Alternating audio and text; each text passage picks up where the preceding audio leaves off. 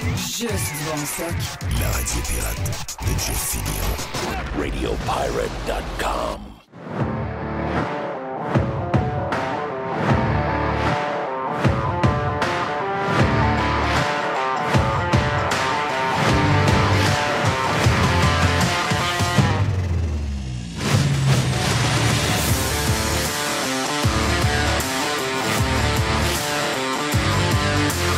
OK, bienvenue en ce lundi. Jeff dans les studios de radiopirate.com à Québec avec mon ami Jerry. Content de voir mon ami Jerry. Yes. Même chose pour Mr. White. Bonjour. Bonjour. Tigers in the house. Oui. Ça fait longtemps. J'ai l'impression que Jerry s'est ennuyé, mais j'ai l'impression qu'il y avait... je sais pas, il y avait une petite bande spéciale entre toi et Tiger quand il est arrivé. Donc, je dis pas... J'aime ça le gâter en cachette. Ah, c'est ça l'histoire. C'est ça l'histoire. OK. Des fois, il tombe un petit morceau de fromage. Ah, Des yes. Madame Poubelle est dans son bureau. Essayez d'avoir quelques petits commentaires, Madame Poubelle, tantôt. Parce que on parlait... pour l'ouverture, parce qu'on a beaucoup de choses... Non, je veux voir que tu... Ah, me regarde. Je veux voir que tu viens de me parler de Pamela Anderson. Tu n'as jamais fait d'apparition dans le live. C'est vrai. T'es déjà... Ah, peur. Hein? Ben voyons.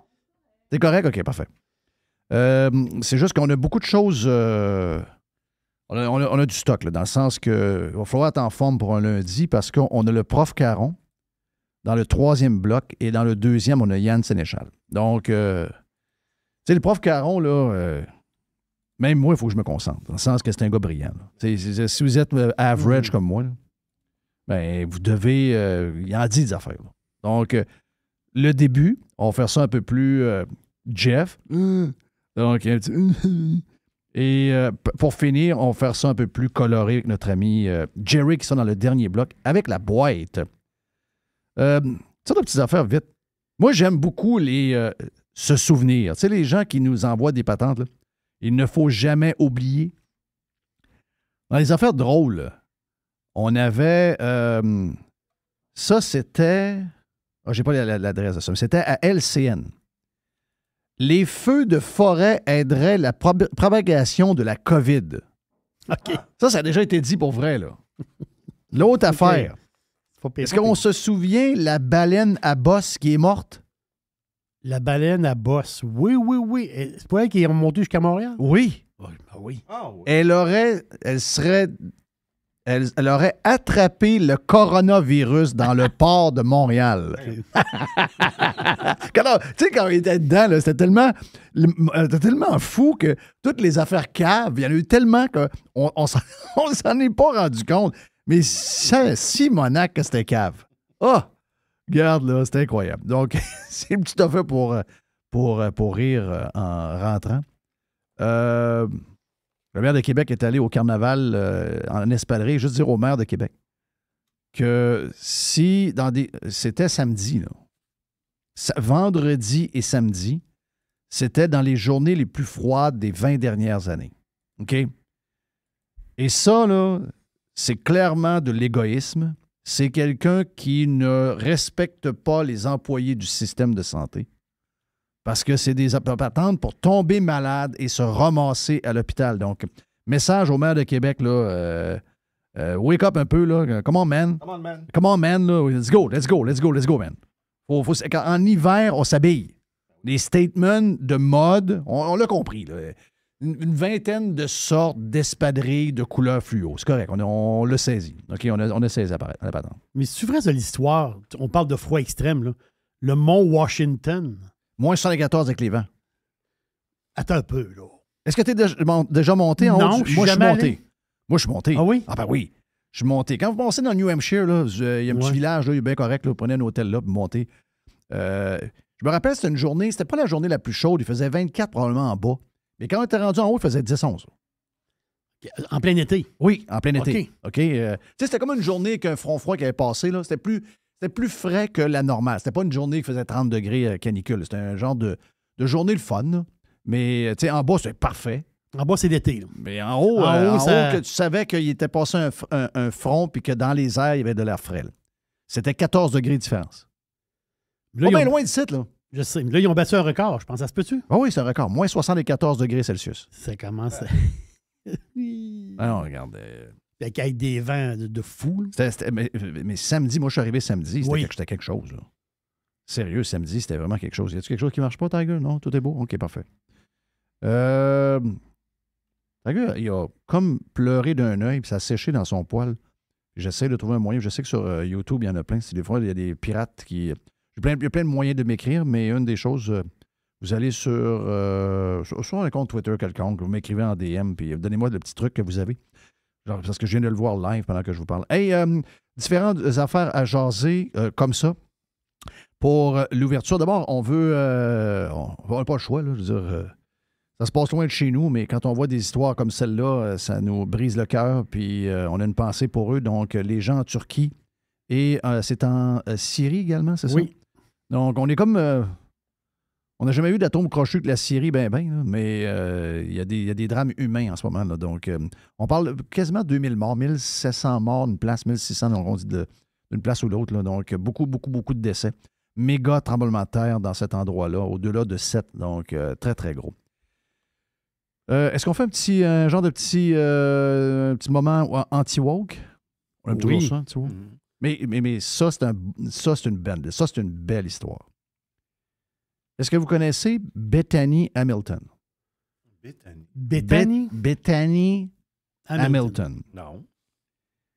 C'est une surfeur professionnelle, OK? Puis c'est she's a machine, OK? Elle écrit des livres, c'est une maman, elle est surfeur. Elle est dans la World Surf League, qui est une ligue mondiale. Mais elle, c'est une combattante, là. Elle, jeune, je pense qu'elle avait 13 ans. Elle faisait du surf de bonheur. Et elle s'est fait elle s'est fait arracher un bras par un requin. Hey. OK, donc elle je vois son histoire, là. Professionnellement, là. Une fille d'Hawaï, là. C'est ça, une fille d'Hawaï. Donc, elle, là, a réussi, malgré le fait qu'il manque un bras. Écoute un peu, là, c'est quelque chose, là. Malgré le fait qu'elle a perdu un bras jeune, ça ne l'a pas empêché jamais de se rendre en haut. C'est comme si on voyait dans la Ligue nationale de hockey un gars pas de bras. Là. Tu te dis, voyons, comment ça peut arriver? C'est donc bien spécial. Donc, tout de suite, là, juste ça, c'est pas mal. Vous allez comprendre que quand vous avez quelqu'un qui a du culot de même, qu'elle voit que sa ligue donne maintenant la permission à des gars devenus, entre guillemets, femmes, de compétitionner contre elle. Elle en a plein de cul, là. Elle, contrairement aux autres, qui se ferment la boîte, elle a parlé, là. Elle a dit, non, elle a dit, enough is enough, là. Elle a dit, voyons, non, elle a dit, c'est où vous pensez que mon sport, ça va finir? Elle a dit, je suis pas contre le fait qu'il y ait une catégorie où il y a des gens, moi mettons que j'y vais, puis que je vais savoir qu'il y a des gars, parce qu'elle dit génétiquement, vous avez bien beau histoire d'hormones, puis tout, avec les pilules, elle dit, génétiquement, je me bats contre des hommes, là. Elle dit, je peux pas, dans le futur, vous avez pogné la grippe pas mal, vous autres. Vous entendez tousser, là? C'est une toux. C'est une toux? Est-ce que j'ai des chances de la pogner? Ben, ici, oui. Ouais. Ben, c'est encourageant. D'avoir su, je serais resté chez nous. Non, arrête. Non, c'est une toux, là. C'est une petite toux. Ouais. Je veux pas pogner à tout. Ah, je comprends. Je ne veux plus rien pogner. En tout cas, donc, elle est Bethany Hamilton, elle est sur Twitter. Je veux juste vous dire ça. Parce qu'il y a tellement de monde qui se ferme la boîte. Il y a tellement de monde qui ne parle plus. Il y a tellement de monde qui ont peur de dire ce qu'ils ont à dire. Et quand quelqu'un se lève debout contre une histoire qui n'a pas de sens, bien, on n'a pas le choix de l'encourager, donc allez la suivre. Elle est sur Twitter, elle s'appelle Bethany Hamilton, et elle parle justement contre... parce qu'il y a un site qui s'appelle Brave Story Hour. On laisse la place aux gens braves, imagine-toi. Il y a tellement pas de monde brave que maintenant, il y a des comptes avec du monde brave. Donc, elle dit que c'est vraiment bon. Elle dit, expliquez-moi comment qu'un gars devenu femme, qu'est-ce que ça fait à mon sport? C'est en train d'élever mon sport? C'est-tu en train... Mais non, c'est en train de diminuer mon sport. C'est en train de... Ça devient une joke. Tu sais, là, c'est un... Peut-être que vous ne suivez pas le surf, mais... Parce que tantôt, si c'est, mettons, je ne sais pas, moi, au tennis, quelque chose que vous aimez, ou au golf, quand ça n'a pas de bon sens, ça n'a pas de bon sens. Mais malheureusement, tout le monde fait semblant que ça n'existe pas. Donc, thumbs up à elle. Bethany Hamilton, une surfeuse professionnelle qui manque un bras. She's something, donc bravo à elle. Bravo à elle. Est-ce que quelqu'un peut la critiquer? Vu que cette Un femme-là peu qui est dur. handicapée, Un peu dur. puis c'est une pro quand même, là. Puis elle a l'histoire. Elle a une carte. Elle peut plus parler, je pense. Exact. Mais tant mieux. Oui. Tant mieux. Mais si cette fille-là a ses deux bras, Elle est plus limitée. Ah, elle n'est pas ouverte. Elle est pas ouverte, Comme le gros oui, russe c'est des ça. Flyers. Puis, là, non, c'est l'enfer. J'ai des petites affaires ici. Je veux voir ton point de vue sur l'histoire de la ballonne. En fait, il y a deux ballonnes, mais il y en a Boule une. chinoise? Ouais, c'était ton histoire de boule chinoise. Mm. Moi, j'ai trouvé que ça a pris beaucoup de temps à régler. J'ai trouvé que Ben oui. ça nous a montré une certaine lourdeur dans notre manière. C'est un test. Ouais, c'est un test. C'est quoi comment tu vois ça? Parce qu'il y en a qui disent ben moi, la ballonne, là, elle me m'énerve pas bien, bien. Moi, j'ai une ballonne demain qui se promène prendre des photos. Prenons des photos, ça me dérange pas bien, bien. Puis d'autres, puis moi, je suis dans le camp de. Ben moi, je l'aurais réglé vite. Tu sais, moi, je suis Biden, j'aurais dit, t'as peu là. C'est un test. C'est un test qui m'envoie. Regarde, on vient de m'aviser à 1h15 qu'il y a une ballonne chinoise qui prend des photos dans le ciel, puis qui suit le courant jet, puis qui change. Tu sais, elle va vite, là. Elle prend des photos. C'est quoi l'impact? On ne sait pas trop, là. Peut-être que c'est plus grave qu'on le pense, peut-être que c'est moins grave qu'on le pense. Pas bien grave, mais c'est juste au niveau. T'es leader de la place. Déjà, plein de monde doute un peu de quel genre de bonhomme que t'es.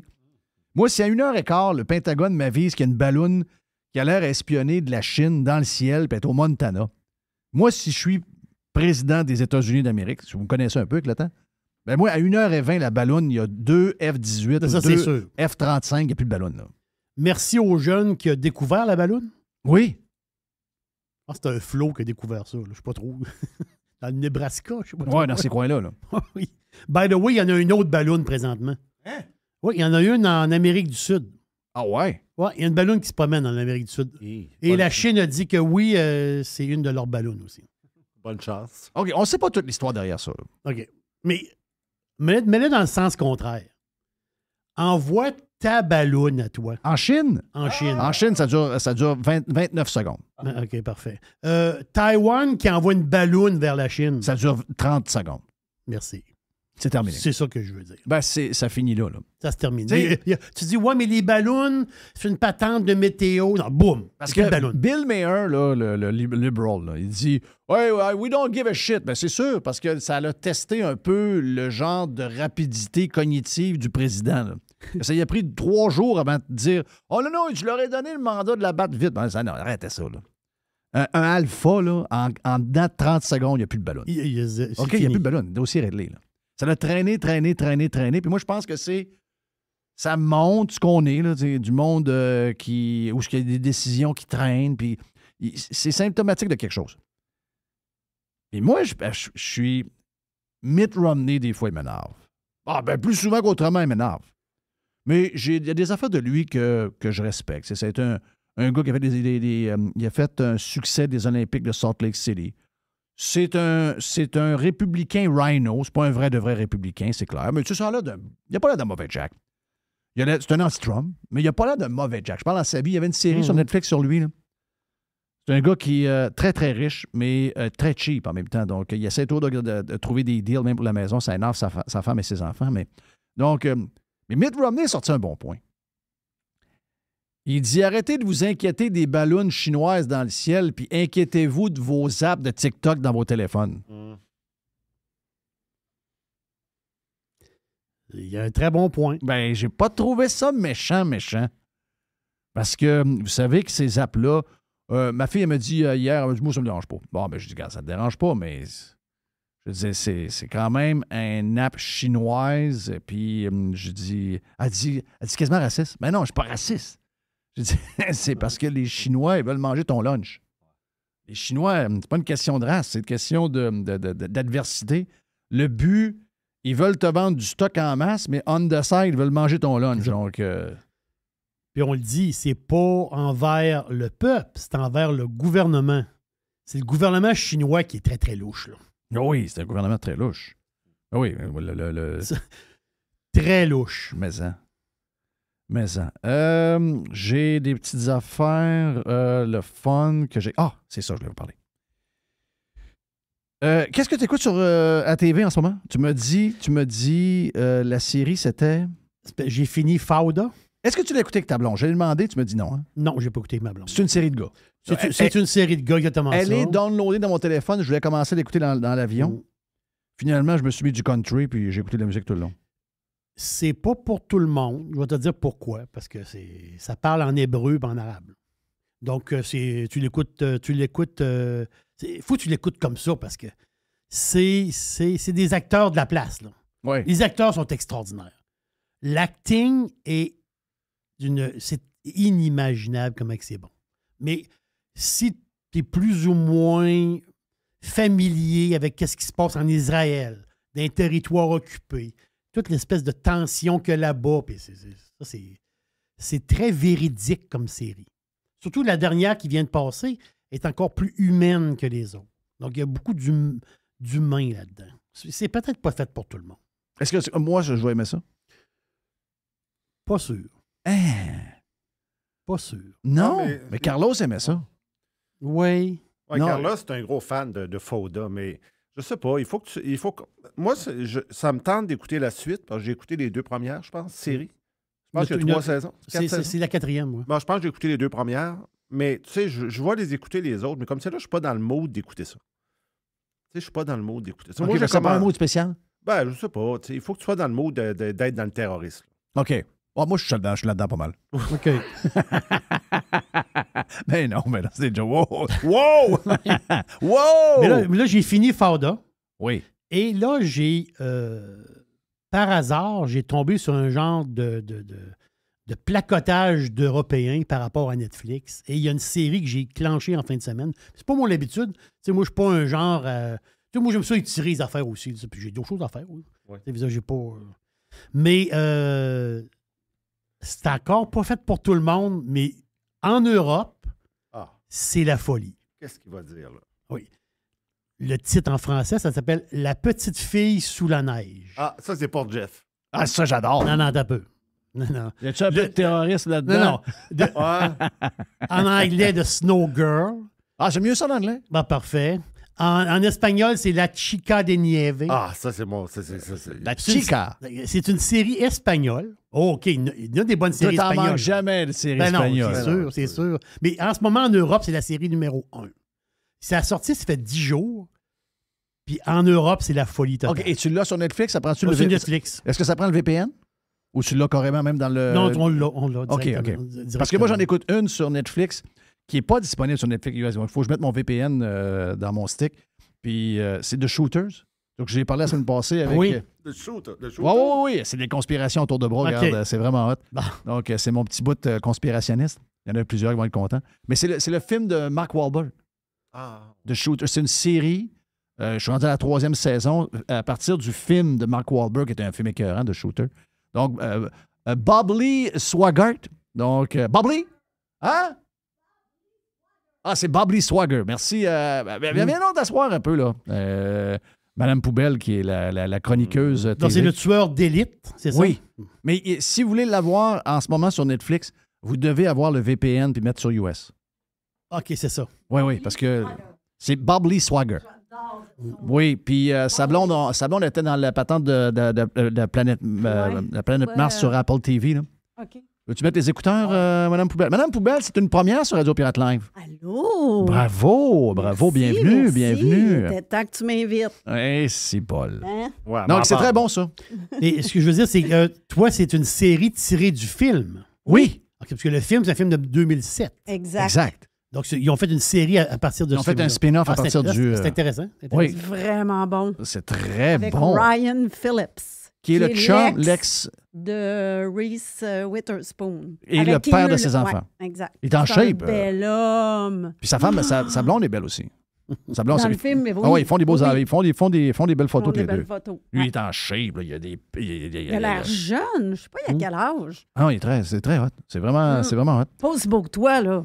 Non. Ah, quand même. Wahlberg, Mais- tu parles? Non, Wahlberg n'est pas dans la série. Ryan OK. Phillips. C'est Ryan Phillips. Ah, Ryan Phillips. OK. Wahlberg lui, est il joue- producteur, si je Mais me dans le trompe. film, c'était Oui, c'était lui Wahlberg. le tireur C'est son d'élite. Yes. Ouais. Donc, tirage d'élite, là, tu sais, bien placé, là, d'un œil, là. Boum. Boum! Hey, il était à genre à 2000, puis il arrive dans l'œil.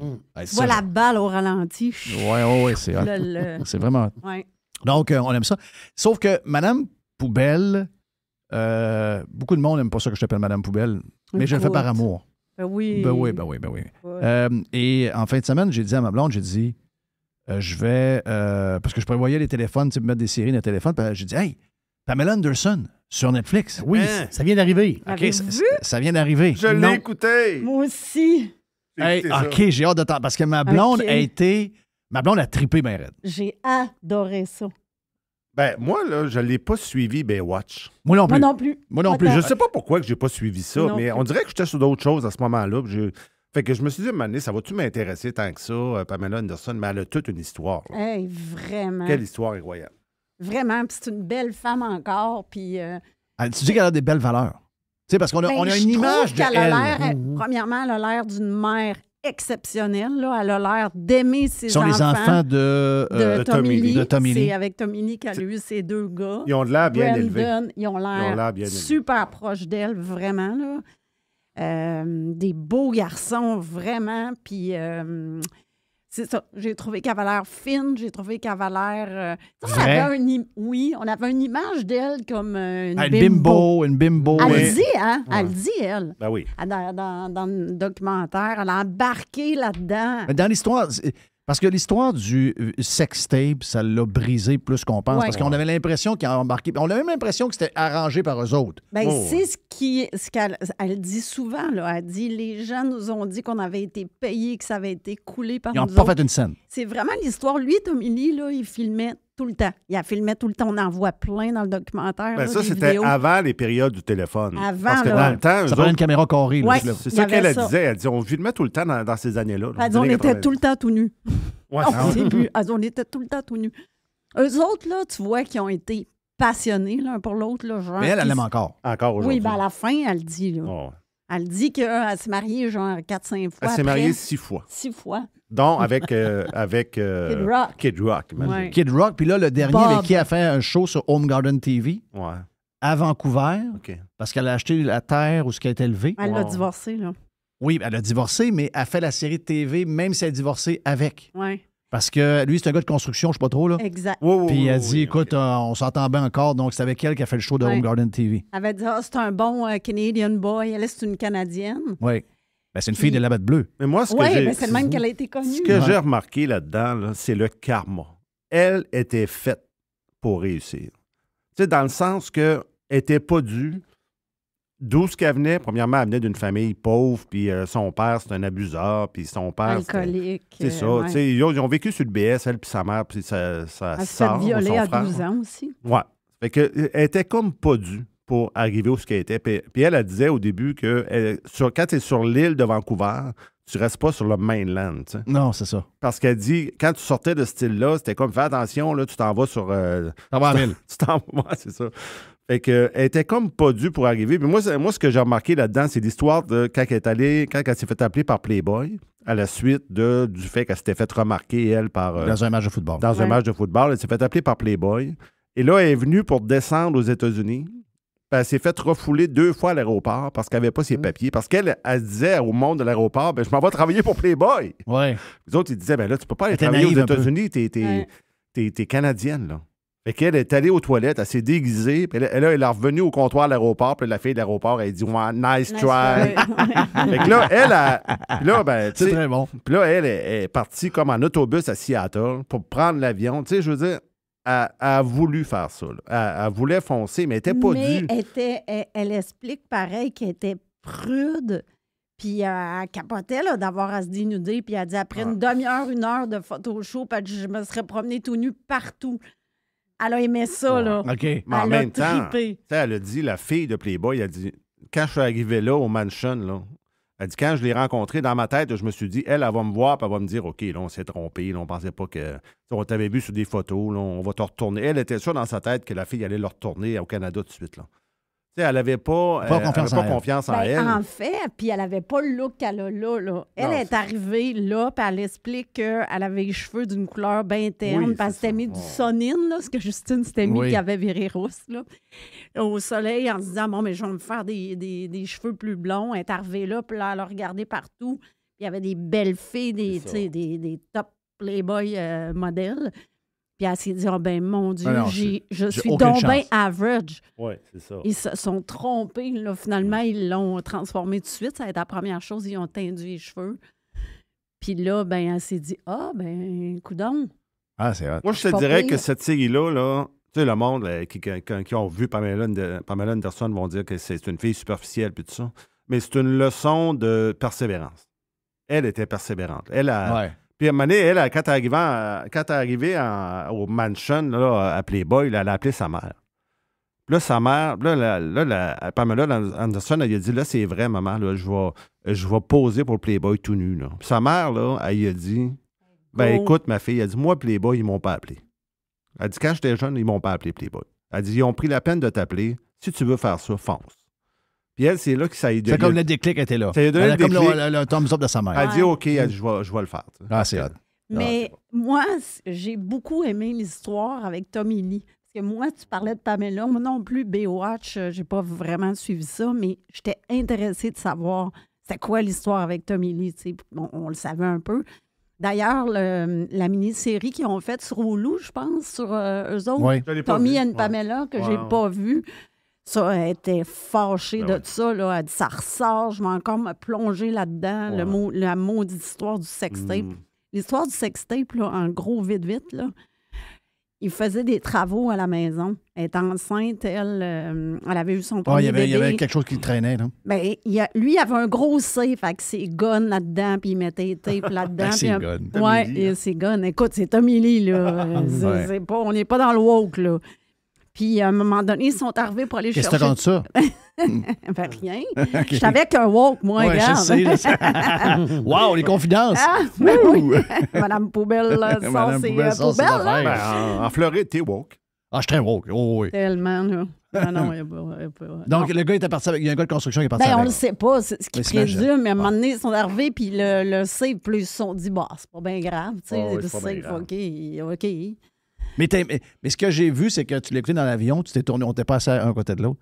Tu t'es tourné vers moi et tu t'as dit, j'ai vraiment trippé. Donc, le Vraiment. monde, si vous avez des questionnements à savoir, est-ce que j'écoute le battant de Pamela Anderson, vraiment, c'est hot. Go. J'ai eu Bye, quelques de- malaises. J'étais dans l'avion Ouais. avec mon téléphone. Tu sais, on est toutes proches. Puis tu vois des seins là. Il y a beaucoup, tu vois De beaucoup nudité. de photos puis de elle quand elle shootait. Moi, j'ai aimé ça.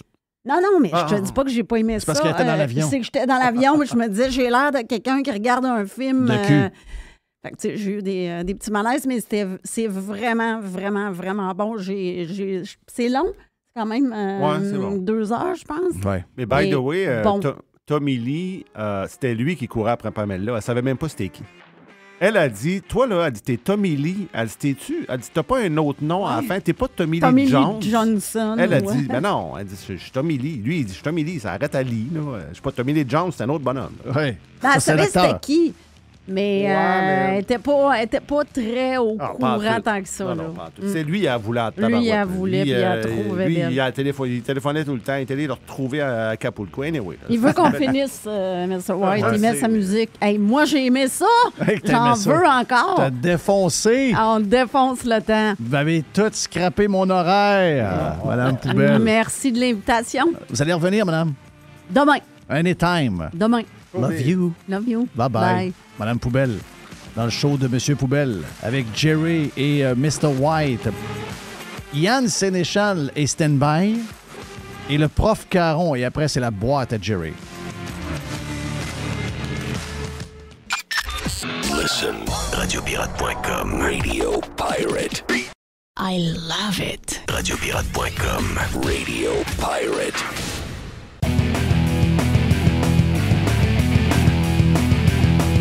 Est-ce que je rêve? Bon, Yann n'était pas là vendredi, hein? Non, OK. Donc, Yann, un petit week-end sympathique avec la gang, les enfants. Je pense que tu avais quelque chose avec les enfants en fin de semaine? Non, j'ai juste travaillé en fin de semaine. OK, t'as travaillé. Oh, là, je suis en mode 7 sur 7 jusqu'au 1er Ah mars. ouais, c'est vrai, c'est votre grosse affaire. Votre grosse affaire. On a eu une bonne discussion avec Yann sur Radio Pirate Prime pour les gens qui veulent s'abonner sur radiopirate.com. C'était bien intéressant. On a parlé d'Hydro-Québec. On a parlé de plein d'affaires, en fait. Puis c'était bien le fun. Mais Jerry m'a dit, dans le live, il faut que je parle à Yann. Donc, Jerry, tu as toujours des bonnes questions, tu as toujours des bonnes affaires. Ben, on l'a vu en France la semaine passée ou 2 semaines avant. Il y a eu beaucoup de manifestations. Ben, en France, ça C'est très bon vers quoi tu t'en vas. C'était dans mes points pour Yann. Manifestations, le monde, quasiment des claques à la gueule. Là. Des claques à la gueule avec la police dans les rues. Ça brassait vraiment. Puis la raison, c'est une raison très simple. Ils veulent repousser les fonds de pension. Ils veulent repousser l'âge des fonds de pension, les rentes et tout ça. Là, c'est en France. Là. J'amène ça ici, parce que là, ici, ce que j'ai compris, c'est qu'ici, à tous les 6 ans, il y a un genre de consultation publique qui regarde un peu le régime, il appelle ça Retraite Québec, là, mais le régime des rentes. Il regarde, est-ce qu'il y aurait des changements à faire pour les rentes? En France, c'est pas des farces, là. Ils ont avoué que s'ils ne faisaient pas de changement, dans le pot, il allait manquer de l'argent. Oui. Ils sont obligés de faire quelque chose, sinon... Est-ce que tu crois le gouvernement, Jerry, quand il dit, nous autres, c'est pas ce problème-là, on en a encore pour au moins 50 ans facile. Il dit ici, on en a pour 50 ans encore. Je me dis, si en France, ils font le move, parce qu'ils vont manquer de cash dans le pot, je n'ai pas le nombre d'années, mais c'est sûrement peut-être 25, 30 ans, je ne sais pas. Mais autrement dit, le pot, il va venir à se tarir. Est-ce qu'ici, on peut avoir la même chose? Ou est-ce que on peut... ceux qui ont 15 ans aujourd'hui, 20 ans aujourd'hui, les jeunes, là, est-ce qu'eux autres ils peuvent arriver justement à l'âge de 60 ans? Là, tu vas dire, on s'en fout des jeunes? Non. Moi, je suis une génération X. Un peu, là, les jeunes. Non, J'ai mais 55 ans, ça va être dans 10 ans. Quand ça va être mon tour, là, nous, on n'aura pas de 60. Ben, Puis sais-tu quoi, je suis d'accord avec ça. L'histoire de retarder ça, là, les gens vivent plus vieux, puis etc. Moi, j'ai pas de problème avec ça. Mais anyway, de le prendre à 60 ans, tu étais pénalisé de 36-37 %. Je trouve que c'est cave, OK? Donc, ils s'en aillent vers 65. Mais moi, c'est le bout là que... Moi, le bout où... Moi, j'ai peur qu'il en manque. J'ai peur depuis longtemps. Voilà. Peut-être que je passe à la coche pas tout pour ça. Mais c'est parce que j'ai tellement peur de... Ils sont médiocres partout. Il peut-tu manquer de l'argent dans le pot? Bien, première des choses, dans les régimes de retraite, c'est quand même assez complexe, mais c'est pas tous les régimes qui sont financés à l'avance. Je donne un exemple. La sécurité, la vieillesse fédérale, la pension fédérale, n'est pas financée à l'avance. C'est un pay-as-you-go, ça. Donc, qu'est-ce que ça veut dire, pay-as-you-go? C'est que les prestations qui sortent sont sorties à même les taxes des citoyens. Il n'y a pas de caisse qui a été financée à l'avance pour ça. OK, donc les impôts et les taxes qu'on paie, dans le budget d'opération annuel, il y a une partie qui va pour payer les chèques qui sont prévus pour les personnes retraitées. Exact. OK. Ça, c'est complètement stupide. Ça, c'est cow-boy en sacrament, là. C'est très cow-boy. C'est très, très cow-boy.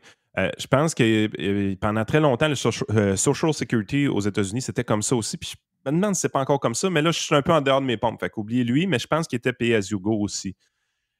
Ça, c'est cow-boy parce que, surtout, les gens qui... Tu sais, les boomers, quand ils étaient jeunes, en fleur de l'âge, qui étaient dans la génération qui travaillait, qui rapportaient beaucoup de revenus de taxes au gouvernement, auraient pu facilement préfinancer le truc, là.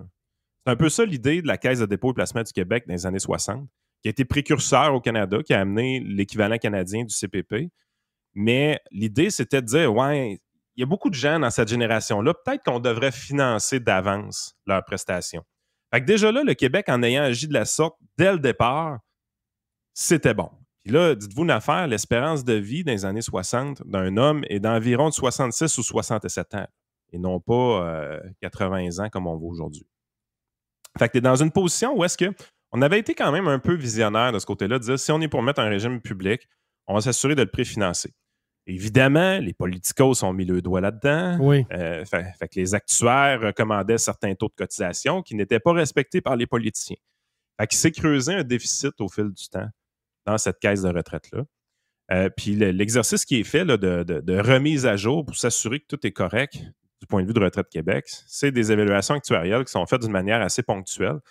C'est quand même drôle parce que j'ai été à l'école avec une des actuaires qui vient de faire l'évaluation de Retraite Québec, justement. Puis, tu sais, c'est un exercice qui est nécessaire. Sauf que pendant très, très, très longtemps, les politiciens n'écoutaient pas les actuaires. Donc, ils ne haussaient pas assez rapidement les taux de cotisation. Ça a créé un problème qu'on a vu au début des années 2000, où est-ce que là, justement, on pouvait sérieusement questionner la viabilité à long terme de la caisse de retraite, de la RRQ. Ça a été corrigé. Ça a été corrigé parce qu'ils ont finalement décidé d'écouter les actuaires. Ils ont finalement décidé d'utiliser les taux de cotisation recommandés par les actuaires. Le problème, c'est que ces taux de cotisation-là recommandés sont beaucoup plus élevés qu'ils devraient être si on les avait écoutés plus tôt. Fait que là, on paie le prix présentement dans nos cotisations de la RRQ, un prix qui est trop élevé par rapport à ce qu'on reçoit éventuellement. C'est pas vrai pour les boomers. C'est même pas vrai pour votre génération, vous, Jeff et Jerry. Ça commence à être vrai pour la mienne, mais pour les plus jeunes, là, ceux qui commencent sur le marché du travail, ce qu'ils vont cotiser à ce régime-là par rapport à ce qu'ils vont recevoir, il aurait été beaucoup, beaucoup, beaucoup mieux de placer l'argent eux-mêmes. Fait, est-ce qu'ils vont avoir de l'argent rendu à la fin? La réponse est oui. Par contre, est-ce que l'ensemble des cotisations qu'ils font au RRQ, c'est pour leur retraite à eux? La réponse est non. Il y a un déficit actuariel là-dedans qui sert à financer ce qui n'a pas été fait dans le passé. Donner un ordre de grandeur, là, le taux de cotisation du RRQ, c'était comme 3,6, 3,8 environ pendant très longtemps. Alors qu'aujourd'hui, on est plus autour de 12 Ah oui, d'abord. 12 de quoi, là? De la paye, Hey, la rémunération. Parce qu'il y a deux morceaux à ça. Il y a la part employé-employeur. C'est à peu près 6 chaque. Là. Je pourrais sortir l'historique un peu là, de tantôt si j'ai un peu de temps, mais on est dans cette zone de grandeur-là. C'est 12 de la paye qui s'en va pour le Régie des rentes du Québec. Évidemment, il y a un maximum à ça. Là. C'est quoi? C'est 55, 70 000? Je l'ai oublié. En tout cas, c'est pour ça un peu que ça m'énerve. Là. Tu sais, quand on a parlé la semaine passée ou l'autre semaine, quand j'ai dit, tu sais, une caisse de retraite, pour moi, c'est plus toi, comme gars de finance, ou encore Buffett. Tu sais, des gens qui ont des valeurs qui sont très safe, puis qui vont... Là, on est rendu qu'on a un fonds de retraite qui embarque dans des patentes tout croche en Inde, où sont le principal actionnaire. Même chose qu'ils ont fait avec Celsius, alors que les flags allumettes partout. Puis je comprends que là-dedans, il y a l'argent de la retraite des employés de l'État, mais il y a aussi l'argent de la Régie des rentes du Québec, donc de tout ce que nous, les employés, on met, puis les employeurs dans patente. Quand, moi, tu se comportes en colon de même puis qu'il joue au cowboy, ça m'écoeure. Et que ça m'écoeure. J'ai ça. Regarde les taux de cotisation, on est rendu à 12,80 %. Et juste en 2012, ça fait pas longtemps en 2012, c'était 10 10,04 %. Fait qu'il y a eu déjà une hausse de 2,4 % entre 2012 et 2023. Quand même assez spectaculaire. Là. Puis le maximum que je te disais tantôt, je disais, c'est-tu 50 ou 75 000? Ben, c'est rendu à 63 000. C'était pas mal entre les deux. Ouais. Mais le vieux qui a 68 ans, là. Lui, il n'a pas payé 12. Non, mais le vieux qui a sur les 8 ans puis qui travaille encore. OK? Lui, sur sa paye, il se fait enlever des rentes. Oui, mais on bonifie sa rente aussi. OK, on bonifie sa rente. Mais lui, il se fait enlever. Mais l'affaire, c'est que ce que je veux dire, c'est que ce vieux-là, retourner le monde à travailler là, quand t'es vieux, là, ça ferait bien si tu paierais plus de rente rendu à 68 ans. Écoute. Non? C'est une option. Je m'en rappelle plus parce exactement. Parce que la pension du Canada, quand tu arrives à 65, tu n'en payes plus. Là. Même si tu travailles. Ouais, ben, tu n'as jamais payé, en fait. C'est vraiment payé après même nos taxes et nos impôts. Oui, c'est vrai. Il n'y a pas de cotisation spéciale pour ça. Je comprends. Fait que non, c'est un peu ça la game. Présentement, le régime, il est en santé.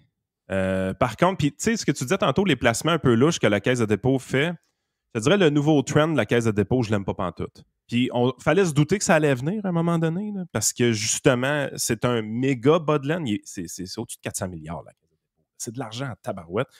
Fait qu'on se doutait bien que les politiciens allaient vouloir jouer dedans à un moment donné.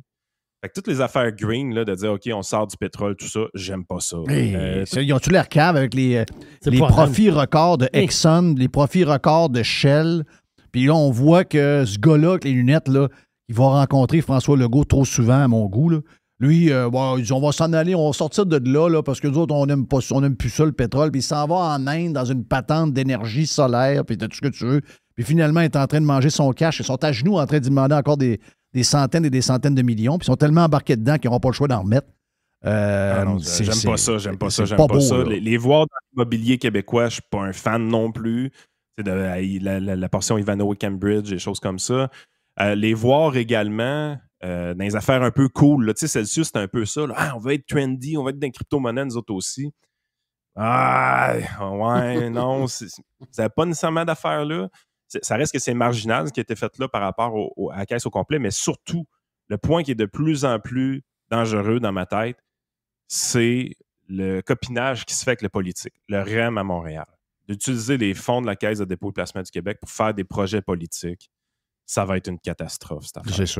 C'est sûr. Mais dans le passé, ce qui a causé les problèmes qui fait en sorte que nos taux de cotisation augmentent autant, c'est pas nécessairement le rendement qui a été produit par la Caisse de dépôt et placement, parce qu'il y a une chose qu'on avait faite de bien à l'époque, que les Canadiens anglais n'avaient pas fait de leur côté. Au niveau de la Caisse du Canada anglais, pendant très longtemps, on investissait juste dans des obligations du gouvernement du Canada. Éventuellement, nous, dès le départ, on a eu une caisse assez dynamique qui investissait dans des actions, des choses comme ça. Donc, on avait une stratégie d'investissement qui était plus cohérente avec ce qu'un fonds de retraite devrait faire. Par contre, les Canadiens ont ajusté le tir, puis éventuellement, ils ont fait un peu comme nous. Mais là, présentement, on s'amuse un peu trop avec ça. Les politiciens sont beaucoup trop proches des décisions, puis on a une tendance au nationalisme économique que je déteste au Québec. Fait que la journée qu'on veut prendre ce gros bas de laine-là et faire du nationalisme économique avec, ça va être dangereux. Mais le passé de rendement de la Caisse de dépôt, c'est pas ça qui a créé des problèmes. C'est le retard qu'on a eu à hausser les cotisations, qu'on aurait dû faire beaucoup plus tôt que ça dans l'histoire du régime. Fait que les gens qui vont commencer à décaisser leur retraite à RRQ cette année ou qui ont même depuis 5-6 ans, ceux qui ont commencé à décaisser, vous allez en avoir beaucoup plus pour votre argent que ce que vous avez cotisé dedans. Parce que vous avez bénéficié de taux de cotisation qui étaient inférieurs à ce qui aurait dû être pendant très, très, très longtemps. Donc, vous êtes des grands gagnants du système. Et les jeunes d'aujourd'hui, quand tu regardes le 12,8 qui est cotisé, ils n'en auront pas pour leur argent. Le taux de rendement de cette affaire-là est pitoyable. Ils auraient dû placer leur argent eux-mêmes, ils arriveraient à des meilleurs résultats. Oui, mais le but, c'est pas ça. Là. Le but, c'est, là, on est ceux qui peuvent mettre un gros pourcentage de leur paye.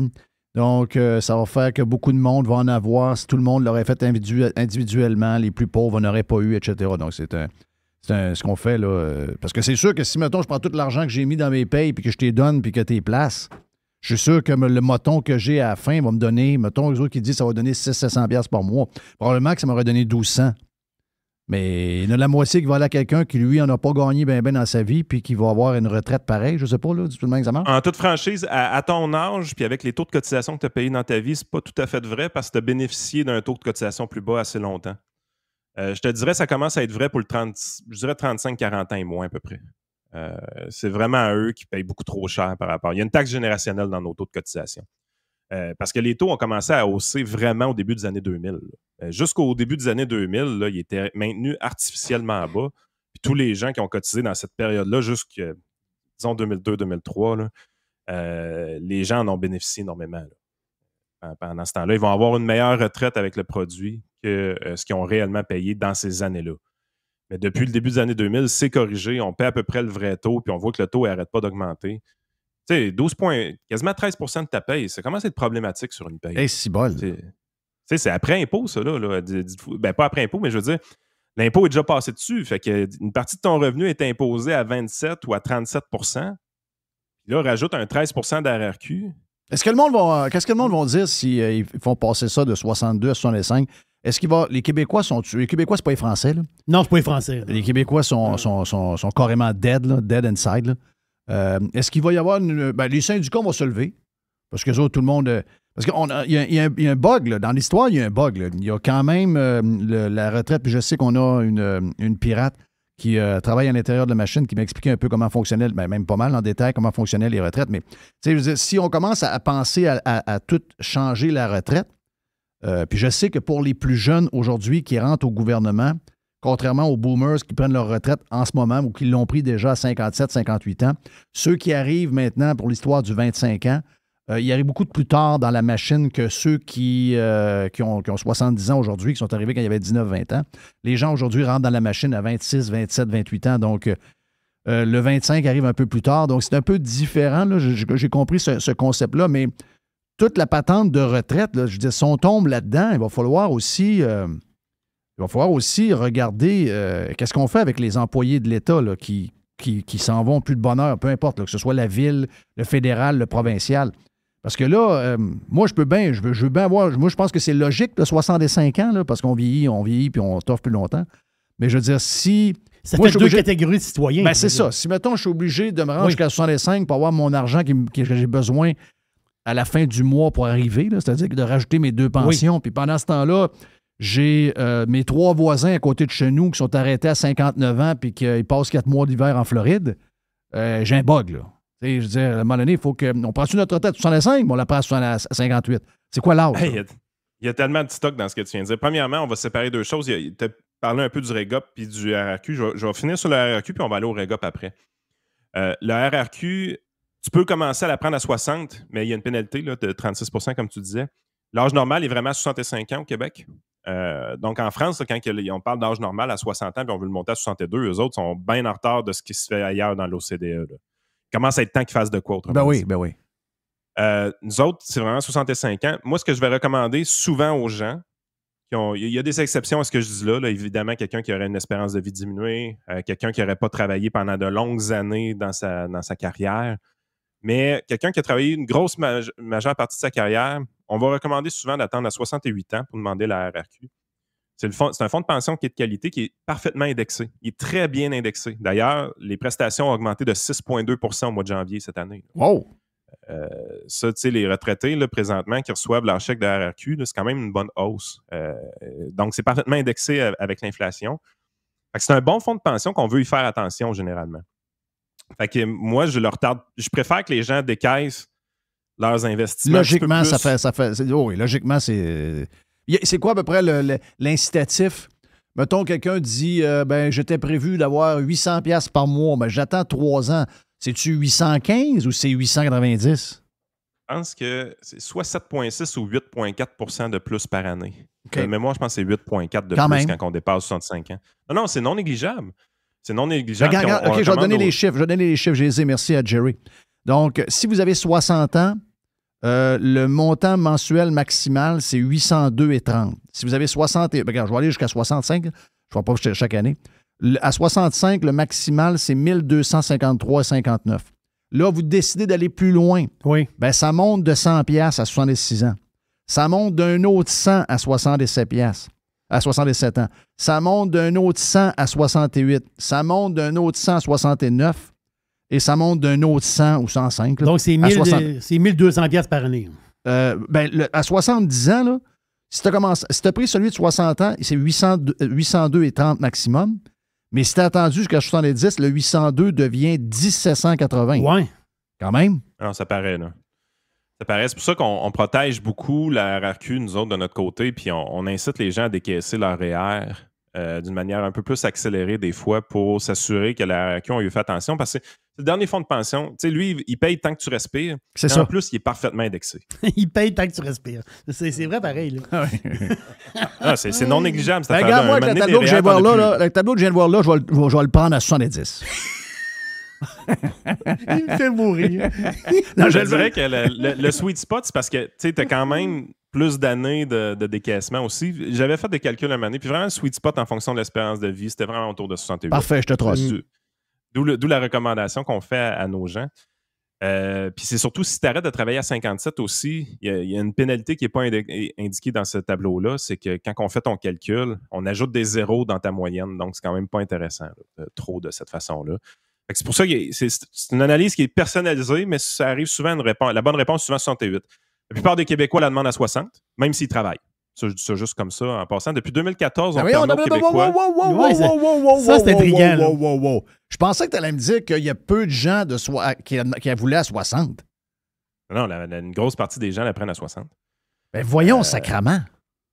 En 2014, avant ça, c'était... On s'entend pas là encore. Même là, on s'entend pas. Voyons. C'est quoi cette affaire-là? Petit voyage à Cuba? Ben oui, mais ça n'a pas de sens. Ben écoute, j'ai déjà vu des entreprises qui y avait le party des rentiers. Là. Quand le RRQ rentrait, on se faisait un petit lunch une fois par mois avec des employés. Là. Avec des employés? Non, ça s'est fait. Là. C'est une méconnaissance de l'économie, point. Là. C'est une méconnaissance des... C'est quoi cette affaire-là? Voyons. Puis en plus, la grosse gaffe qui est faite souvent, c'est que quand tu arrives à la retraite, tes revenus sont moindres, fait que tu décaisses dans une tranche salariale plus faible. Sauf que si tu demandes ta RRQ pendant que tu travailles, elle s'additionne à ton salaire. Fait que souvent, tu vas décaisser ta RRQ dans une tranche d'imposition pas mal plus élevée. Là. Fait que c'est pas super intéressant. Là, il y a toutes sortes de gens en finance qui vont dire « Ouais, mais tu as juste à la replacer, puis tu vas faire des rendements toi-même, blablabla. » Gardez-vous toujours une chose, là. L'industrie financière, en grosse majorité, j'en fais partie, et c'est le cas également chez nous, on est payé en fonction de l'actif qu'on a sous gestion. Plus qu'on a d'actifs sous gestion, plus on est payé. Fait que s'il y a des gens qui vous incitent à décaisser votre RRQ pour la replacer chez eux, Ah oui, c'est business. Ça. il y a peut-être un peu de biais là-dedans. Ben oui, il y avait juste comme ça. Ça, c'est clair, ça, c'est clair. Ah ben, je viens d'apprendre pas mal de choses. Ah, mais la plupart des gens font ça. Puis avant 2014, tu ne pouvais pas faire ça. Si tu travaillais, tu ne pouvais pas la demander. Puis à un moment donné, le gouvernement s'est comme rendu compte, ouais, mais si on demande aux gens... Parce que la pénalité actuarielle de la RRQ n'est pas équitable. Est vraiment, contrairement au fédéral, là, le fédéral, il y a une bonification quand tu dépasses 65 ans. Tu n'es pas obligé de la demander à 65. Si tu la retardes, il y a une bonification. Et cette bonification-là, elle est équitable d'un point de vue actuariel. Donc, tu n'as pas d'avantage à la retarder tant que ça. C'est du pareil au même. La RRQ, la pénalité qui est appliquée à 60 ans, si tu la demandes, n'est pas équitable. Pour que tu sois gagnant pour la demander à 60 ans, il faut que tu saches à l'avance, tu ne le sais pas, là, mais tu comprends un peu l'idée. Si ton décès arrive avant 73 ans, tu vas avoir été gagnant de la demander de bonne heure. Parce que, justement, tu as eu 5 années de plus de décaissement. Donc, tu commences à décaisser de l'argent plus tôt, mais tu en as moins. Donc, si ton décès arrive avant 73 ans, ça va avoir été un bon move de la demander à 60. Si, par contre, il arrive après 73 ans, tu aurais dû attendre à 65 ou 68 ans. L'affaire avec tout ça, c'est que la probabilité qu'un homme ou une femme de 60 ans se rende à 73 ans, c'est quand même très élevé. Oui, c'est ça. C'est au-dessus de 75 %. Fait que tu n'es pas vraiment gagnant de prendre ça. Évidemment, si tu as eu un cancer, une récidive, des choses comme ça, ton espérance de vie est fortement diminuée, on va t'encourager à la prendre à 60 ans. C'est vraiment pour ces gens-là que ça a été pensé, cette affaire-là. Mais le gouvernement s'est comme rendu compte de dire « Hey, si je permets aux gens de la demander pendant qu'ils travaillent, les tatas, ils vont payer des gros impôts dessus. Puis en plus, pour le fonds de la RRQ, c'est une bonne chose. Parce qu'à toutes les fois que quelqu'un la demande à 60, actuariellement, on vient d'aider le régime. Oui. On va débloquer le feature, puis on va voir qu'est-ce qui se passe. Quand ils l'ont fait en Ontario, il y a eu 40 % des travailleurs qui l'ont demandé. C'est bol. C'est pas mal ça qui est arrivé au Québec. J'ai pas le chiffre au Québec, combien de gens l'ont demandé, mais mon avis, c'est ça. J'étais sûr que tu allais me dire que c'était une grosse minorité, l'histoire. Donc, ça veut dire que si on demande à 65 au lieu de 60, ça va ruer d'un brancard un peu? Normalement, quand on la demande à 60 ans, là, le gouvernement est content. OK. Puis les jeunes aussi. Les jeunes comme moi, je suis content aussi, si je pense vraiment d'un point de vue purement égoïste. Parce que... OK, donc le gouvernement va dire, ouais, on ne tient pas tant que ça. Finalement, 65, c'est ça qu'il va dire? Comme je te disais, toutes les fois que quelqu'un la demande à 60 ans, tout le monde est content présentement. Là. OK, ouais, ces deux parties sont contents. Pourquoi il fait comme tu disais, Jerry, c'est comme un genre d'automatisme là, qu'il y ait cette discussion-là aux 6 ans. Là. Mais finalement, ça se peut que tout le monde n'ait pas l'intention de changer rien. Là. Donc, ça veut dire que ça pourrait. Je serais surpris de voir des changements au Québec. OK. Parenthèse sur le REGOP. Oui, ça, c'est les employés de l'État. Ce que je te disais du REGOP, du RRQ, c'est qu'il y avait une inéquité entre les générations, c'est encore pire dans le REGOP. Présentement, le taux de cotisation du REGOP, là, c'est quasiment 20 %. Le taux officiel, c'est 9,69 mais gardez en tête que l'employeur met sa partie de son côté aussi. Fait que c'est quasiment 20 % de la paye pour les employés de l'État, le REGOP. C'est gigantesque. C'est énorme. Si vous placez dès 21 ans 20 % de votre paye dans le secteur privé, vous allez être 1 millionnaire et 2, vous allez avoir une meilleure retraite qu'un employé de l'État. C'est dur convaincre. Le seul avantage de ce régime-là, c'est qu'il est obligatoire. C'est que les gens commencent à travailler pour l'État, puis très rapidement, on les force à cotiser. C'est ce qui fait qu'ils ont une aussi belle retraite, en gros. Parce que la plupart des gens du secteur privé vont appeler un premier conseiller financier quand ils sont disciplinés autour de 30 ans, puis s'ils suivent un peu le troupeau, ça va être plus autour de 40 ans. Ouais. Il est beaucoup trop tard. Il est tard. Le fonctionnaire de l'État, lui, a commencé à cotiser à son fonds de pension dès l'âge de 20, 21 ans, 22 ans, quand il s'est fait engager. Là. C'est une des raisons pourquoi son fonds de pension est aussi généreux que ça. Mais ça reste que les jeunes se font fourrer.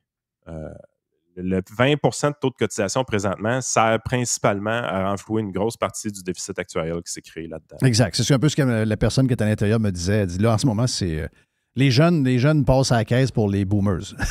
Encore? Ouais, puis c'est tellement vrai ce que je te dis là qu'à un moment donné, c'est même les politiciens qui sont venus jouer là-dedans. Bernard Landry, 2001 à 2003, ça, cet épisode-là, je vais m'en rappeler toute ma vie. Pas du temps que j'étais actuaire et tout ça, mais par après, je l'ai découvert.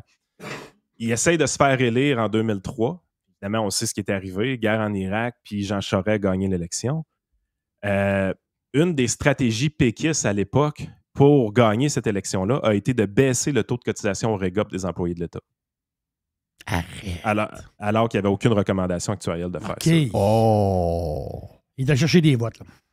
Ben, mais en plus, c'est choquant parce que dans le sens que c'est un gars de chiffre, lui. Tu sais, on parle de taux de cotisation qui était à l'époque autour de 10 %. Là, on est autour de 20 % en 2023. Fait que les employés de l'État, sur leur chèque de paie, il ne reste pas grand-chose, honnêtement. D'un coup, que le syndicat puis le REGOP est passé, en plus de leurs assurances collectives qui coûtent un bras et une jambe, parce qu'on se doute qu'il y a plusieurs personnes qui game le système un peu. Une paye d'un employé de l'État, là, quand tu gagnes 70 000... c'est ça, là, la patente d'assurance, tout, il y a tellement de monde avec le COVID long, dépression, burn-out, ils sont peut-être sont pas si malades que ça parce qu'ils sont à Thaïlande, là. Mais il y en a beaucoup, là, donc ça doit coûter un bras et une jambe. Là. C'est l'enfer. C'est l'enfer. Quand tu regardes une paye nette d'un employé de l'État, tu te dis, c'est pas pour rien qu'ils sont souvent dans les médias pour dire qu'ils se font niaiser par le gouvernement, puis qu'ils sont exploités, puis qu'ils sont pas payés cher. Parce qu'ils regardent leur paye nette. Quand on regarde leur paye brute, ce qui nous intéresse quand même plus de notre côté parce que c'est nous autres qui le payent, leur paye brute est vraiment beaucoup plus grosse que leur paye nette. Ils se font tellement lessivés de toutes sortes. Tu sais, à un moment donné, c'est le système qu'ils veulent aussi. Là. Ils ont choisi de travailler pour l'État pour avoir ce système. Le télétravail est populaire. Tu n'as pas de linge à t'acheter. Tu n'as pas de gaz pour le char. Tu n'as pas aussi de parking. Plus de restaurant de midi. C'est ça. Fait que ça fait l'affaire de... Tu te fais manger sur ta paye, mais en même temps, ça fait l'affaire de rester à la maison. Ouais. Oh, et puis si tu travailles en informatique pour le gouvernement, il n'y a rien qui t'empêche d'avoir ton petit sideline sur l'écran à côté. Là. Oh. Non, ça se fait pas, ça. Tu penses? Et si bol, c'est sûr que oui. Voyons.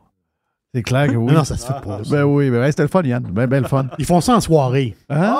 Ils font ça en soirée. Les fins de semaine? Oui. Ils font ça les fins de semaine. Thank you, Yann. Yann Sénéchal, votre conseiller.net, si vous avez besoin de lui, il est dans le jus. Là. Il est vraiment dans le jus, là. C'est le gros temps. Donc, votre conseiller.net, si vous avez besoin, podcast également de disponible sur toutes les plateformes, dont, entre autres, Patreon. Vous avez ça pour notre chum Yann et son collègue Frank. Le prof est stand-by. On s'en va. On a fait ça un peu plus tôt parce que lui, il est tard. Hein? On a fait ça un peu plus tôt aujourd'hui. Donc, on parle avec le prof Caron, avec qui on s'est entretenu encore plus après dans Radio Pirate Prime. On l'a avec nous autres dans un instant, ici même, sur Radio Pirate Live. Online. Worldwide. Radiopirate.com. This is going to give you the energy to go on. Radio Pirate. Radio Pirate.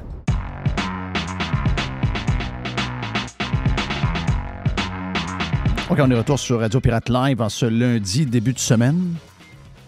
Discussion qu'on fait brièvement, une vingtaine de minutes ici même sur Radio Pirate Live, mais où on va jaser un peu plus. Si vous êtes membre de radiopirate.com, vous allez sur le site justement pour vous inscrire, parce que Radio Pirate Prime aura plus de temps encore avec le prof Caron, qui est une bébite le fun à suivre. Il a pogné la touch, comme on dirait, sur Twitter pour... je dirais, pincer la bonne affaire. Il y a comme une touch à avoir sur Twitter, puis des fois, ça prend essai et erreur pour voir à un moment donné comment on fait pour attirer l'attention. Ben là, je vais vous dire que le prof Caron est pas mal sa coche depuis, je dirais, une couple de mois. Là, il est vraiment un des bons personnages. C'est pas un personnage, le prof. Il y a beaucoup de personnages sur Twitter, mais le prof Caron n'est pas un personnage. C'est un vrai professeur de sciences politiques à l'Université de Nazarbayev au Kazakhstan et chercheur senior à l'Institut pour la paix et la diplomatie. Et si vous regardez son Twitter, vous allez voir que le prof Caron revient beaucoup sur toute l'histoire de comment on joue avec la peur pour faire plier les Québécois, Prof, bon midi, bienvenue sur Radio Pirate Live. Allô, ça va bien? Très, très, très, très bien, mon ami. Good. Toi, de ton côté, comment ça se passe? Ça va bien, ça va bien. Nous autres, on a un hiver, ça fait mon 8e, puis on a un hiver qui est relativement normal, là, du moins 15, moins 20. Il y a 2 semaines environ, on a eu du moins 40. Là. Moi, je savais pas que c'était froid comme ça. Quand je vois des fois tes tweets, je pensais que c'était un... Je savais qu'il y avait des hivers, mais je pensais pas que c'était quand même des hivers assez brutals. Là. Ouais, puis ils sont assez longs. Là. Tu sais, l'hiver, la première température en dessous de zéro qui se maintiennent, c'est au début du mois d'octobre. Puis jusqu'à la fin avril, début mai, il commence à faire beau. En fait, c'est très bizarre parce qu'on dit qu'il y a 2 saisons ici. On passe vraiment là, de l'été à l'hiver en l'espace de quelques jours. À la fin avril, la neige va fondre en à peu près même pas 2 semaines. Puis habituellement, au début du mois de mai, il y a toujours les célébrations ici dans l'espace post-soviétique parce qu'ils célèbrent la fête de la victoire contre le nazisme. Le 9 mai, à chaque année, c'est la fête de la victoire. Puis habituellement, le 9 mai, il fait toujours très beau, au moins un bon 15-20 degrés. Ça marque vraiment le début de l'été. Mais donc, ça veut dire des hivers qui durent au moins 6-7 mois. Wow! Faut être bien habillé. Faut être très bien habillé. Fourrure. Les amis de PETA qui protègent les animaux, ils seraient pas très... Je jasais la semaine passée, je n'ai parlé avec les boys la semaine passée, je jasais avec un gars de la Lituanie. Sa petite fille était tellement belle, c'est incroyable. Puis lui, il me racontait, bon, il passe 6 mois en Floride l'hiver. Les raisons pourquoi il va si loin. Je disais, il me semble que t'es loin de chez vous, pareil. Ouais, dis-moi, moi, je veux ça le plus libre possible. Puis j'écoutais ces gens-là, puis il a surtout parlé avec ma blonde parce que je me suis joint à eux plus tard. Parce que ma blonde promenait Tiger, puis là, à un moment donné, j'ai vu qu'il était arrêté. Puis là, ils se sont comme rapprochés. C'est la petite qui s'est rapprochée de moi, puis là, finalement, on a jasé ensemble. C'est un gars qui écoute Peterson. C'est un gars très branché. Mais je voyais comment ces gens-là sont différents de nous, de parce qu'ils ont vécu. Eux autres, jamais ils vont tolérer un socialiste. Jamais. Ils ont des valeurs que nous autres, on répugne. Là. Je regarde leurs valeurs. Bon, il y a des choses, des fois, vous pouvez les challenger un peu sur des choses où tu dis, ouais, ils ne sont pas de leur époque encore.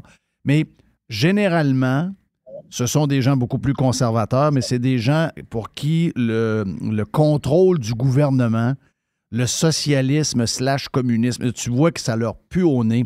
Et eux autres, ils craignent ça comme un chat craint l'eau. C'est l'enfer. Tu le sens. Ouais, eux autres, ils ont encore la mémoire vive là, de ce que c'est vivre dans un État totalitaire. Là. C'était ça dans le cadre de l'Union soviétique. Là. Ils s'en souviennent, puis les libertés qu'ils ont gagnées depuis 30 ans, là, ils ne veulent pas les perdre. Là. Donc, c'est une des choses, pendant la pandémie ici, le gouvernement avait mis en place là, des règles, des normes sanitaires, puis il avait imposé un lockdown de 6 semaines au printemps 2020. Personne n'a respecté, là. Il y a vraiment ici, c'est un État qui est catalogué État autoritaire, mais la défiance des gens envers l'État, c'est absolument phénoménal. Parce que les gens, ils ont obtenu une liberté il y a 30 ans, puis c'est hors de question qu'ils se la fassent reprendre aussi facilement. Là. Donc, c'est un trait qui est très particulier dans la région. Puis, avant de venir en visite ou pour s'installer tout simplement ici, c'est pas du tout la perception qu'on a des gens. On s'imagine qu'ils sont dociles comme tout, puis qui obéissent aveuglément à l'État. En fait, c'est plus au Québec là, qu'on voit cette. C'est ça, je fais le lien, prof, entre les deux. Là, c'est-à-dire que nous autres, on en parlait ce matin un peu plus tôt dans Radio Pirate Prime, moi, Jerry et Mr. White. La manière qu'on nous contrôle, ça a un lien avec. Ça a certainement un lien avec notre passé religieux. Même si on joue. Aux laïcs, puis la religion, puis d'affaires-là, etc. C'est encore très fortement ancré. Avoir un genre de bonhomme qui nous dit en avant quand est-ce tomber enceinte, faire quoi, etc. On a ça en dedans de nous autres. Puis donc, on est toujours redevant de quelqu'un, puis on est toujours au service de quelqu'un. Mais il y a le bout de la liberté. Là. Ça, ce bout-là, moi, j'ai toujours pensé, jeune, que on était assoiffés de liberté, que nous, on l'avait, puis c'était une valeur qui était, non négociable.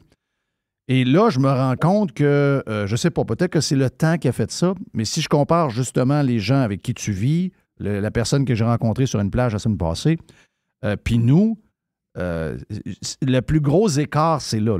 C'est la valeur d'être libre et de ne pas se faire dire quoi faire. On a une grosse différence entre les gens de chez vous et les gens de chez nous. Et on l'a vu avec la chanteuse country pendant le temps de la COVID. Là. La chanteuse country québécoise. Là. Oh oui, Guylaine Chose. Guylaine Chose. Elle a dit... Guylaine Tanguay, c'est ça? Hein? Ouais, elle était heureuse que le gouvernement prenait en charge. Moi, je me laisse aller là-dedans. C'est le gouvernement qui me prend en charge et qui décide. Puis elle dit, moi, ça m'enlève du stress. Elle dit, moi... je suis comme gouverné, je suis comme coussiné. C'est le gouvernement qui s'occupe de moi. J'ai pas à m'occuper de ça. Ouais. Ben, si vous me donnez 5 minutes, là, je vais vous retracer là, les origines de cette peur-là, puis de cette relation-là de paternaliste que le gouvernement a développé avec les Québécois, puis avec les gens en Occident. Vous savez, pour se définir, un être humain a toujours besoin du reflet de ce qu'il ne veut pas être. On a toujours besoin d'un effet repoussoir pour être en mesure de mieux se comprendre, de mieux savoir qui on est, puis surtout de mieux savoir ce qui nous rend unique, puis, dans un certain sens, là, meilleur que les autres. Les systèmes politiques ont besoin exactement de ce même repoussoir-là. Les sociétés libérales, avant la guerre froide, le repoussoir, c'était les régimes autoritaires qui brimaient, qui empêchaient les gens d'être libres. Donc, c'était d'abord le fascisme avant la Deuxième Guerre mondiale, puis après la Deuxième Guerre mondiale, pendant la guerre froide, ça a été le communisme. Donc, ça a été le miroir de ce qu'on ne voulait pas être. Donc, ce que les sociétés libérales ont valorisé d'abord et avant tout, ça a été la liberté individuelle. Puis ils étaient capables de dire, nous, dans nos sociétés, c'est ce qu'on est en mesure d'offrir, de garantir à nos citoyens, contrairement aux pauvres petites bébites là, qui vivent dans le bloc soviétique, des gens qui sont opprimés puis qui sont envoyés au goulag où ils n'ont pas de liberté d'expression. En 1991, quand le communisme s'est effondré, ça a été la grande victoire du libéralisme. Mais le problème à ce moment-là, c'est que le libéralisme a perdu son repoussoir. Donc, il y a eu un moment de flottement dans les années 90 où le libéralisme n'était plus capable de se définir par rapport à un nouveau repoussoir. Il a fallu qu'on attende, si vous en souvenez, 93, 94, 95, il s'est passé des événements dégueulasses dans les Balkans, en Afrique. Ça a été la crise en Somalie en 93. En 94, ça a été le génocide au Rwanda. En l'espace de 6 semaines, il y a presque 1 million de personnes qui ont été massacrées à coups de machette. L'année d'après, ça a été le massacre de Srebrenica en Bosnie-Herzégovine, 8-9 000 personnes massacrées en l'espace de quelques jours. Donc là, le libéralisme a trouvé à ce moment-là son repoussoir, puis ça a été les États faillis, les États qui étaient incapables d'assurer la sécurité, la survie de leurs citoyens. Puis c'est à ce moment-là que l'Occident, puis c'était au Canada, Lloyd Axworthy, qui était le ministre des Affaires étrangères à l'époque, l'Occident a développé le concept de sécurité humaine. C'était maintenant l'objectif de l'Occident d'assurer la sécurité, la survie des individus. Puis là, vous avez eu le 11 septembre, qui a joué un effet catalyseur par rapport à cette idée-là. Du jour au lendemain, on s'est rendu compte que la mort, c'était plus juste un phénomène en Afrique ou dans les Balkans qu'on voyait au téléjournal à 18 heures. Là. C'était vraiment un phénomène qui pouvait nous frapper, nous, à n'importe quel moment. Puis ça s'est accéléré avec les attentats dans les grandes villes, ensuite à Paris, à Londres, à Madrid. Donc, en ce moment-là, les sociétés occidentales sont entrées dans une phase paranoïaque où elles étaient obnubilées par la peur de la mort. Puis on l'a vu pendant les 2 dernières années et demie avec la pandémie. Les gens n'ont pas hésité à s'enfermer chez eux, alors que cette même folie-là n'était pas du tout présente là, pendant les autres pandémies au cours du 20e siècle. L'épidémie de grippe asiatique dans les années 50, la grippe d'Hong Kong dans les années 60, qui a tué un pourcentage à peu près égal de personnes que le COVID. Les chiffres ont été à peu près absolument les mêmes. Mais les gens à cette époque-là, ils ont refusé de s'isoler, de brimer leur liberté pendant 2-3 ans. Pourquoi? Parce qu'à cette époque-là, les gens valorisaient leur liberté individuelle. C'était comme ça qu'ils se définissaient, que leur société se définissait. Aujourd'hui, c'est plus ça. Aujourd'hui, la valeur qui prime d'abord et avant tout, c'est la vie. C'est vivre à n'importe quel prix, même au prix de la perte de ses libertés. Puis ça, en quelque sorte, là, c'est une drop civilisationnelle. c'est pas pour le mieux. Et surtout, ça vient changer complètement notre relation avec l'État. Lorsque c'était la liberté individuelle qui primait d'abord et avant tout, ben, on avait une relation de méfiance par rapport à l'État. Parce qu'on se disait, ben, les représentants de l'État, s'ils peuvent agir de manière croche, ils peuvent devenir corrompus, ils peuvent nous enlever nos libertés. Donc, on va garder un œil sur eux, puis on va les sanctionner au moindre faux pas. Et là, aujourd'hui, on s'attend à ce que l'État, si l'objectif, c'est l'État doit assurer notre survie.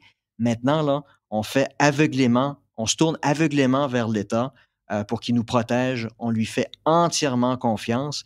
Puis lorsque cette confiance aveugle-là règne, les abus deviennent possibles. Puis là, les gens qui développent cette idée-là, là, c'est à l'État de me protéger. Puis François Legault, c'est l'équivalent d'un bon père de famille qui agit dans l'intérêt général. Mais on voit maintenant là, les dérives que ça a donné.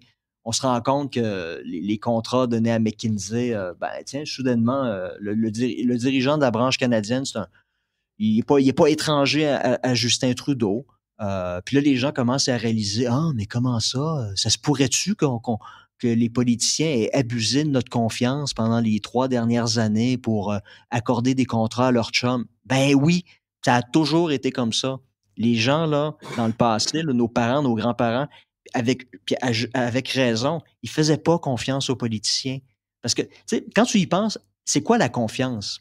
Moi, si je peux dire que j'ai confiance envers telle personne, c'est que j'ai eu dans le passé une relation de confiance avec cette personne-là. Je lui ai prêté de l'argent, puis elle m'a remboursé au moment prévu, puis je suis capable maintenant de témoigner de sa confiance par rapport à d'autres personnes.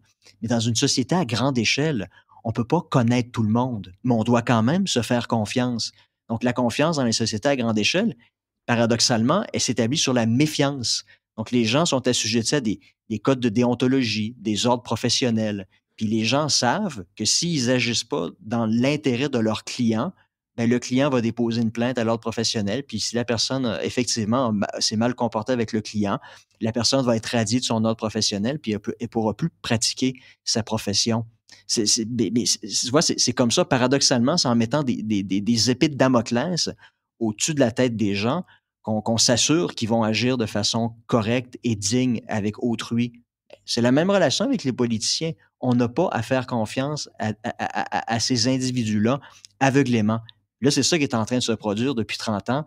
La relation de méfiance, maintenant, est en train de se transformer en relation de confiance aveugle avec tous les abus qui peuvent en découler. Puis ça, c'est extrêmement dangereux. C'est une pente glissante qui peut mener, en quelque sorte, à l'effritement des sociétés libérales. Puis au premier chef, la première chose qui peut en souffrir, ben, ça peut être vos libertés individuelles. Exact. Est-ce qu'on fait un parallèle, parce que moi je le fais, entre... ce qui est arrivé au mois de mars 2020, c'est pas arrivé overnight. Là. C'est, comme tu l'expliques, il y a un paquet de choses qui arrivent, puis quand on installe une manière qu'on peut... je dirais, manipuler la population d'une certaine manière. Il y a de quoi qui s'est passé sur une longue période pour que le gouvernement soit capable ultimement de le faire. Mais je dirais que vraiment, là, on a passé à quelque chose de sans précédent à partir de mars 2020, où là, on a utilisé justement la peur de mourir, pour qu'on a exagéré un paquet d'affaires pour être certain de faire peur au monde. Puis ça a fonctionné, là. Puis les forcer à agir d'une façon très particulière, de les forcer à brimer leur liberté.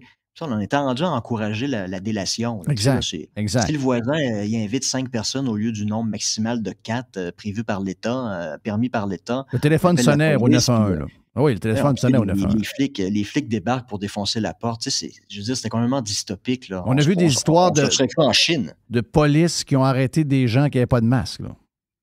Des affaires affreuses, alors qu'on sait, aujourd'hui encore, il y a encore d'autres études qui disent on ne sait pas si le masque fonctionne pour tout ce qui est relié au virus respiratoire. On n'est pas capable de vous dire si ça fonctionne. Encore aujourd'hui, on le sait. C'est des nouvelles études qui sont publiées dans des magazines pour le côté de la santé, des magazines très respectueux. Malgré ça, il y a des gens qui ont été Puis il y a du monde. Il n'y a rien qu'on n'a pas fait avec les non-vaccinés. On n'est pas obligé de tout de ramener ça, sauf que ça nous amène ou ça nous a amené depuis quelque temps avec les autres affaires qui vont aller mal pour beaucoup je dirais beaucoup de sociétés qui sont attachées après le gouvernement. Là, on parle de Hydro-Québec. On l'a vu dans le temps des fêtes, Hydro-Québec a failli à sa tâche. Il y a eu une genre de mini-tempête de vent.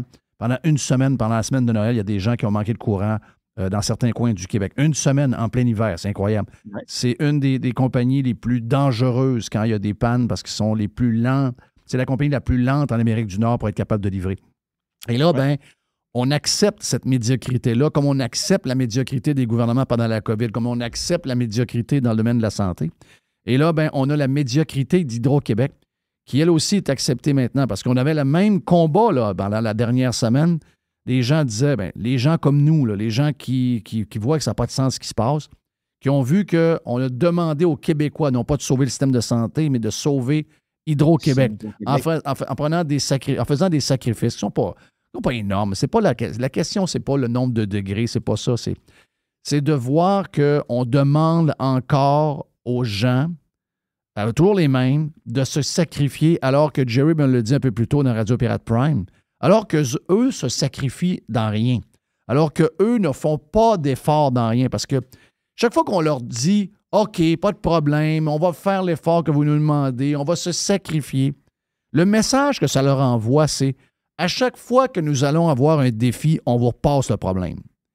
Et moi, je suis estomaqué de voir comment on est devenu des moutons, comment on n'est plus capable de dire « Mais voyons, un peu là. Je suis un esclave de l'État. La moitié de ce que je fais, je le donne à eux. On a un système où la machine est omniprésente. Et là, c'est pas encore assez. Il faut même que je sois en train de gérer la température dans mon condo pour parce que l'État est incapable de faire sa job. Exact. Les gens sont devenus dociles à ce point-là, mais c'est parce qu'ils ont perdu ce qui devrait être quelque chose de naturel dans n'importe quelle relation, d'avoir cette idée de méfiance, puis de critiquer, puis d'exiger davantage, surtout de l'État, lorsqu'on se rend compte que l'État est en train de manquer à sa tâche. Mais là, lorsqu'on tombe dans l'autre pattern de faire aveuglément confiance à l'État, l'État peut nous dire n'importe quoi, puis les gens, comme des moutons, vont se dire « Ah ben oui, pourquoi est-ce que l'État nous mentirait? L'État, c'est papa. Papa, il ment pas à ses enfants. » C'est ça, là, le principe du paternalisme qui est très en vogue et qui s'est développé au cours des dernières années au Québec. Mais ça rejoint un peu les traits catholiques, les traits de la religion, c'est inscrit un peu dans notre ADN. Déjà, a priori, on a cette tendance-là à chercher l'homme providentiel, puis à vouloir s'en rapprocher, puis à lui faire confiance. Mais je pense que la dynamique des 30 dernières années, le shift entre la valorisation des libertés individuelles qui s'est transformée maintenant en valorisation de la vie à tout prix, je pense que c'est ce qui est en train de vous éclater là, en plein visage. Là. On en parlait au début de l'entrevue. Hein. Ici, dans la région, c'est tout à fait l'inverse. Les gens privilégient ils jouissent de la vie, puis la vie a une importance pour eux, mais ils savent très bien que tout sacrifier au nom de la vie, ça vaut pas la peine. Ça serait retourner 30 ans en arrière, refaire vivre le goulag, ces choses-là, puis pour eux, il vaut mieux la mort que de vivre ça. Mais est-ce que c'est parce qu'on a parlé vite, mais est-ce que le lien avec l'Église, puis de où on vient, est-ce que ça a un lien, ça?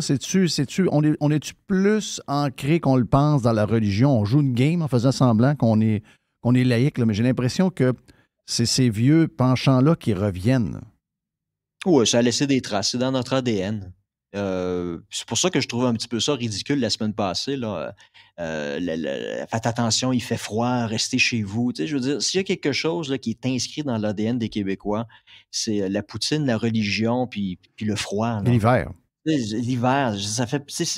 J'ai mis en ligne sur Twitter il y a quelques jours une chanson de Claude Léveillé. Il raconte Mon pays, c'est une contrée où il fait froid, un climat terrible, probablement le pire climat qui puisse exister. Puis nos ancêtres s'y sont habitués, les coureurs des bois ont fondé des villes et des villages malgré tous ces obstacles-là. Tu sais, puis là, je disais ça à ma mère tout à l'heure lorsqu'on s'est parlé au téléphone. Je dis, tu trouves pas ça un peu ridicule? Elle dit, t'as jamais fait des bonhommes de neige, t'as jamais construit des forts à t'en geler les pieds puis à rentrer là, avec la guédille qui te pendait au nez. Là. Il me semble, on a tous vécu ça comme enfants. Puis là, c'est comme on est en train de vouloir extraire ça de notre ADN en soudainement nous laissant croire que c'est malsain, c'est dangereux, puis on va tous mourir. C'est comme essayer de convaincre les Français que soudainement, le foie gras, c'est pas bon, convaincre un Italien que le vin rouge, c'est pas bon, ou convaincre un Russe que la vodka, c'est pas bon. Là. Il y a quelque chose qui est fondamentalement ridicule dans tout ça, mais ça s'inscrit encore dans cette logique-là. Il faut avoir peur de tout. Il faut laisser une trace de break systématiquement tous les jours par rapport à une nouvelle menace existentielle. Puis, là, c'est le pattern qui est établi. Là. On le voit, on va le faire avec... On va le faire avec tout. Là. Il arrive une vague de froid, on vient d'apprendre qu'il y a un glacier qui vient de se couper, donc la terre est chauve, etc. Donc là, maintenant, pour mettre les gens à genoux, on va toujours jouer avec la même histoire, là, mais ça sera toujours la même affaire. La peur de la mort. Puis là, le problème, c'est que la prochaine grande peur en liste, là, c'est plus le terrorisme, c'est plus le COVID, c'est la peur de mourir à cause des changements climatiques. Et le problème, c'est, tu sais, quand on a juste une vie à vivre, hein, dans cette logique-là, on a juste une vie à vivre, puis si tout tourne autour de la peur de mourir, ben, quand il arrive une menace, on ne peut pas discuter. Ce que les gens vont s'attendre du gouvernement, c'est qu'il agisse. Puis c'est ce qu'on a vu avec le terrorisme depuis le 11 septembre. Le gouvernement a agi, gouverné par décret aux États-Unis, des décrets présidentiels. La pandémie, ça a été la même chose. Suspension de l'état de droit, mise en place de l'état d'urgence. Puis les gens ont applaudi. Parce que quand ta vie est menacée, tu veux que l'État agisse. Tu veux pas que les députés perdent 6 mois à discuter d'un amendement à gauche puis à droite. Là. Tu veux des actions immédiates parce que tu as juste une vie à vivre. Au cours des 7 dernières années, savez-vous pendant combien d'années la France a été gouvernée sous régime d'état d'urgence? Depuis 2015? Au cours des 7 dernières années, 4 années. La France a été gouvernée pendant 4 années au cours des 7 dernières sous régime d'état d'urgence. Wow. De 2015 à 2017, l'état d'urgence contre le terrorisme, puis de 2020 à 2022, l'état d'urgence sanitaire contre le COVID. C'est devenu gouverné par état d'urgence, suspendre le Parlement, suspendre les libertés individuelles, gouverné par décret.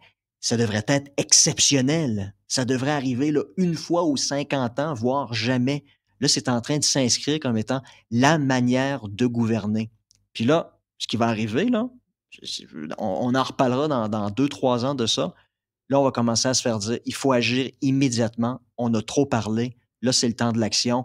On impose des mesures parce que sinon, on va tous mourir. On va tous mourir. Les changements climatiques vont tous nous tuer. Exact. Là, le gouvernement va imposer des règles aux citoyens, puis les gens vont applaudir à 2 mains, puis ils vont en redemander parce que maintenant, les gens, ils ont la chienne de mourir. C'est exactement ce qui va se passer.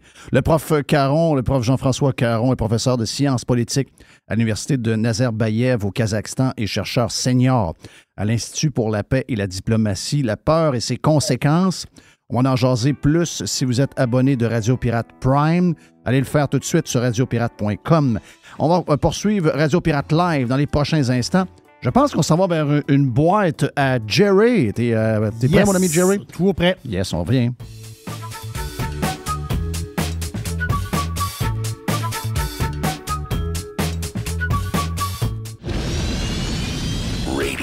Pirate. RadioPirate.com.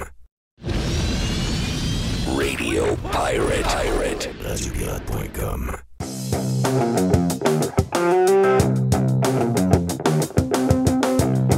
Est-ce qu'on est prêt avec, avec la boîte de Jerry? Puis est-ce qu'on est prêt à jaser avec Jerry? Je pense que oui.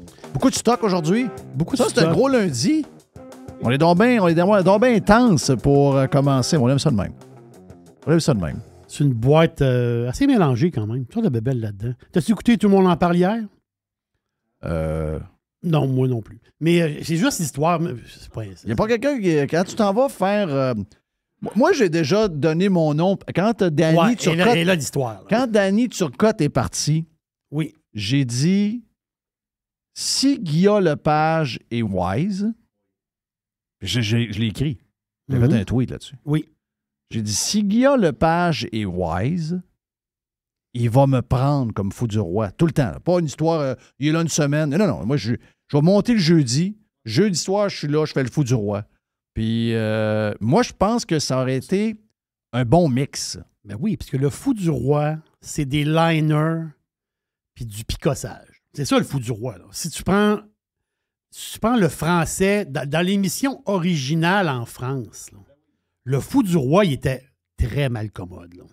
Puis avec des petits liners tout le temps, boum, boum, boum. Est-ce que tu crois ça, toi, que, tu sais, quand Julie Snyder a fait son histoire en France, une des premières offres qu'il a eues, c'est d'être le fou du roi de...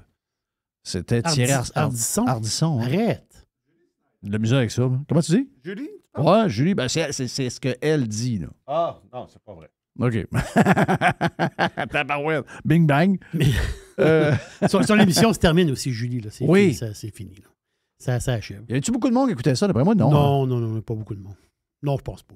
Non. Non. C'est pas mal fait, hein? On est rendu ailleurs. On est rendu ailleurs. Ouais. On est rendu dans d'autres affaires. Mais l'histoire du fou du roi, tout le monde en parle, c'est parce que c'est Alexandre Barrette, dans une entrevue à la radio de Radio-Canada, je ne sais pas le nom de À la radio de La radio de Canada. Bienvenue. La radio de Canada. Bienvenue. Ils mettent-tu encore l'espèce de petit bip-bip avant l'heure? Là, Je pense pour que le... oui. Je pense que oui. Bim. Là, il y a un petit genre de blanc après. Là. Ouais, bouh. Il est 2 heures. Doudou. Voici les Heure actualités normale de l'Est, heure à- avancée de à la l'Est. radio de Radio-Canada. C'est ça, bouh. Moi, j'ai jamais écouté. Sérieux, Ok. j'ai jamais écouté. Je suis pas capable. Mais- Je veux me tirer une balle après 40 Non, ça, secondes. c'est sûr. Ben, tu m'as demandé ce que j'écoutais un matin quand elle est arrivée. Ouais, t'écoutais Masbourian. Mm. T'es fait fort. Oh, il non, était ben- fait fort. Ah, non, moi, je suis pas capable. Ben, des fois, j'écoute Arcand. Non, ça, Ah, c'est deux pareils, c'est deux plates. Là. Non, c'est un cas de COVID longue. je vais prendre Masbourian. Hein? Moi, je prends Masbourian sur... Sur le prévisible Paul Arcand. Non, lui, il est c'est prévisible, ça. lui. Paul Arcand, c'est ça me magane encore plus. L'autre fois, je suis rentré puis j'écoutais Masbourian avec Chantal Hébert. Et c'est bon. Oui. Non, c'est spectaculaire. Hey, toi, t'es capable d'écouter des affaires sauter, pas à Oui. peu près. Là. Il est fait fort. Hein? Il est vraiment fait fort. Il est C'est pas fait pour fort. rien que tu pognes la grippe. Oui, c'est ça. Mais l'histoire du fou du roi, moi, c'est incroyable, pareil. Ça paye 10 000 $ par show. Ben Ben non. voilà. Par show? T'es sûr de ça? C'est 10 000 $ par émission. Voyons. Ça se peut pas, là. Ben non. Hey, c'est incroyable. Non, ça se peut pas. Ben oui. Parce qu'ils font quoi, à peu près une vingtaine d'émissions par année? 200 000. Ouais. OK, 200 000. Mais là le fou du roi, il split ça dans plusieurs personnes. Mais quand même, ça donne 10 000 $ par show. 10 000? Moi, je pense que j'aurais été bon comme fou du roi. Oh, oui, t'as arrêté. J'aurais. C'est sûr qu'il y a une couple de fois, il aurait fallu que je me Ouais. réveille, là, parce qu'il y a beaucoup d'affaires Ouais, que je c'est connais une pas. là. demi-job. C'est-à-dire, c'est un quart de job. Si tu m'avais dit 2000, j'aurais dit, oh, OK, 2000, ouais, ouf, c'est cher, mais OK. Mais comment 10 ils 000, font pour avoir tant d'argent, tant de monde, tant de budget, puis être Ils si ont plate? donc bien de l'argent. Mais ils sont plates. Tu sais, je regarde des fois le tweet qu'il en lance. Là, cette semaine, tu vois juste les noms. Là. Et 3/4 des noms, j'ai aucune idée c'est qui. Aucune là. idée. Alors que le show s'appelle Tout le monde en parle. Ah oui. Et comment ça peut être tout le monde en parle si je connais pas le monde qui sont là? Ça peut pas être tout le monde en parle. Ah, j'ai une affaire. Il y a présentement l'Université de Houston. Houston. Eux autres, en ce moment, là, ils sont en train de le finaliser, mais ils ont développé un vaccin contre la dépendance au fentanyl. Hein? C'est un peu, là, c'est capoté, ça. Ça, c'est ça. C'est capoté. Donc, tu vaccines une personne et cette personne-là qui reçoit le vaccin, ça booste des genres d'anticorps, pas tant de choses, et ça bloque l'effet du fentanyl dans ton cerveau. Moi, pour les vaccins, je vais attendre un peu que ça marche. là. Non, je sais, mais attends, je m'en vais là. OK. Je m'en vais, c'est là que je m'en vais. Donc, l'affaire, c'est que quand tu prends du fentanyl puis t'en meurs, là, c'est pas c'est parce que tu arrêtes de respirer que tu meurs. Que le fentanyl, il va jouer dans ton cerveau, puis il va tripoter ton espèce. Quand on respire, on y pense pas qu'on respire. Non, mais il y a une mécanique. Il y a une mécanique. Mais quand tu prends du fentanyl, ça scrape ta mécanique de respiration. C'est pour ça que tu creves. C'est ceux qui prennent une trop grosse dose, ils ne crevent pas du fentanyl en tant que tel. Ils crevent qu'ils arrêtent de respirer, dû au fentanyl. C'est pour ça que tu creves. Tu creves, t'étouffes, puis ça finit là. Tu ne respires plus. C'est aussi simple que ça. Mais d'abord, là, à la base, là, on sait tous que le fentanyl, c'est de la marde. Là. Le fentanyl, c'est la pure Mais marde. aujourd'hui, il y a quelqu'un qui va prendre du fentanyl quelque part pour la première fois. Là. Oui, aujourd'hui, oui.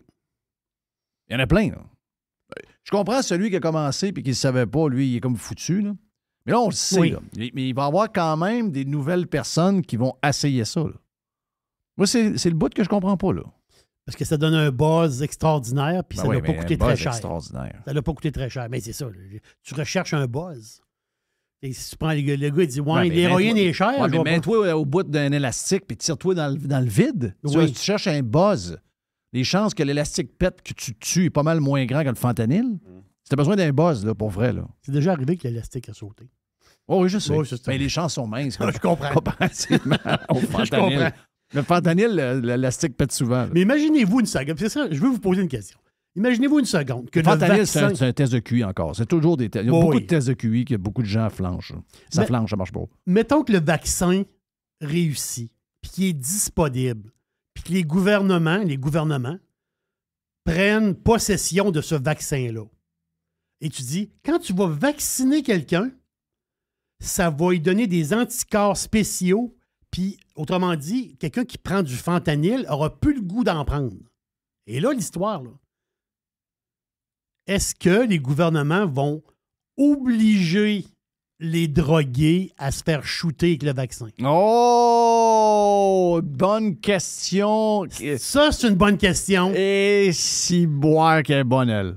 Moi, c'est ça que je veux voir. Moi, je veux que ça réussisse. Ça arrivera pas. Quand le vaccin va être disponible, si un jour ça arrive, puis c'est une vraie histoire. Non, après ça, on va dire, bon, mais vaccinez-les de force. On va vacciner de force. Ils vont dire, ben non, on ne peut pas. On ne peut pas vacciner de force parce que c'est des gens, c'est leur choix de vie. C'est leur corps, leur choix, leur corps. Non, ils vont mourir du fentanyl. Vaccinez-les, pognez-les. Là. Tu vas à Vancouver faire c'est un beau test. Oui. C'est un Christy de beau test. Si ça arrive, j'ai hâte de voir ce qui va se passer. Parce que moi, je vais dire au gouvernement, pogne-les de force puis vaccine-les de force. Ouais, mais tu peux-tu te faire vacciner par quelqu'un qui est sur le fentanyl? Hein? Non. Non. Non. Non, tu vas l'avoir d'un œil. Non, là, c'est... Hey, l'histoire, ça, là, c'est capoté. J'ai pas tout le fond de l'histoire, mais juste le début de l'histoire est complètement sauté. Robin Lehner, Suédois, le goaler. Ben lui, c'était malade, là. Le goaler à Vegas. Lui, il a joué pour Ottawa, il a joué pour Buffalo, puis là, il était à Vegas. 31 ans, le gars. Pas pire goaler. Est-ce que c'est le numéro 1 à Vegas? Je pense que oui. OK. Mais là, le gars, il est en faillite. C'est un méchant. Dans le net, il prend beaucoup de place. Il est gros en tabarnache. Oui, il est gros. Oui, il est gros. J'ai vu une vidéo l'autre jour. C'est une vraie histoire. Là. C'est un gars qui goal dans une ligue, là, mais le gars, il gagne. Le gars, il a un record de la ligue comme goaler. Le gars, il est obèse. Obèse, très obèse. Obèse morbide. Moi, je suis petit, là. Donc... gars, il remplit le net. Non, mais qu'est-ce que t'as? Il gagne les trophées du meilleur goaler. Qu'est-ce que t'as? Mais ils peuvent pas y dire. Il n'y a pas de règlement. Il y a un règlement pour l'équipement, mais il n'y a pas un règlement pour le gars. Qu'est-ce que t'as? Le gars fait 400 livres, 6,4. Oh, il shoot.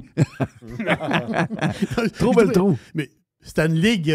C'était un genre de ligue de senior, mais j'ai trouvé ça drôle. Mais le gars, il gagne les trophées tout le temps. Là. J'adore. C'est le goaler de la ligue, le numéro 1. Il n'est pas super vite, mais quand même. Mais Lehner, il a fait faillite. Puis je suis allé voir un peu l'argent qu'il gagnait. C'était là, je pense, il a signé un contrat comme à moyen terme, 5-6 ans, je pense, genre 5 millions par année. Mais avant ça, il a gagné un 4 millions. Puis avant ça, il gagnait un genre de 2,5. Là. Donc le gars, il roule sa bosse dans la Ligue nationale, mais il a eu des bons salaires. Ouais. Le gars, il a déclaré faillite. Ah, c'est pas beau. Il doit 27 millions à ses créanciers.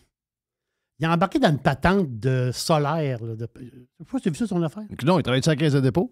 Ça s'appelle Solar Code. Solar Code. Oui. C'est des espèces de machines qui siphonnent l'air chaude puis qui en fait un genre d'électricité. C'est une patente, là. Ouais. Lui, mais la face, c'est que lui, il a emprunté pour embarquer là-dedans. Ce que j'ai compris, c'est qu'il a emprunté de l'argent pour investir là-dedans. Le problème, c'est que quand tu empruntes, à mon avis, tu as des paiements à faire. Lui, il ne fait pas les paiements. Donc, il est comme pogné avec ça. Il a parti une ferme d'animaux exotiques aussi.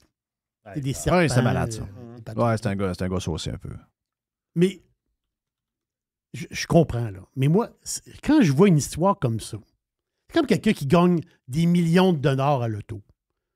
Le gars, il gagne des millions de dollars à l'auto, puis il se ramasse 3, 4, 5 ans après, il n'y a plus une Il est dans la rue. Ça, là, je ne sais pas pourquoi ça vient me chercher.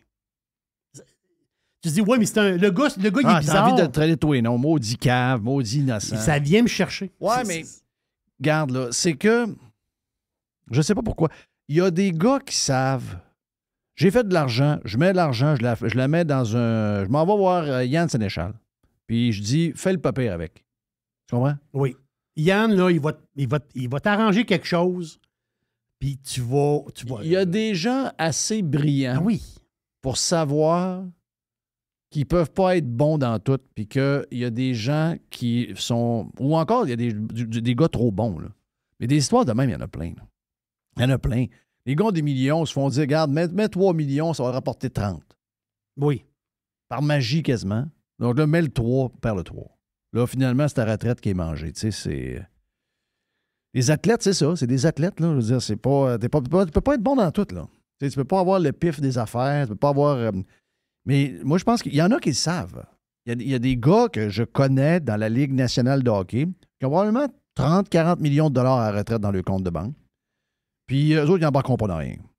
Parce qu'eux autres, ils savent qu'ils ont plus de chances de perdre que de gagner quoi que ce soit. Donc, comme autant vivre du gars, pas en pépère, là, parce que quand même, mettons que tu as 40 millions dans ton compte de banque, ça donne quand même...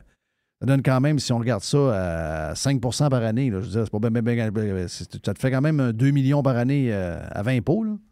T'es pas mal pris. T'es pas mal pris du tout. T'es pas mal pris, mais t'es mieux d'avoir ça que tu perdes. Tu comprends?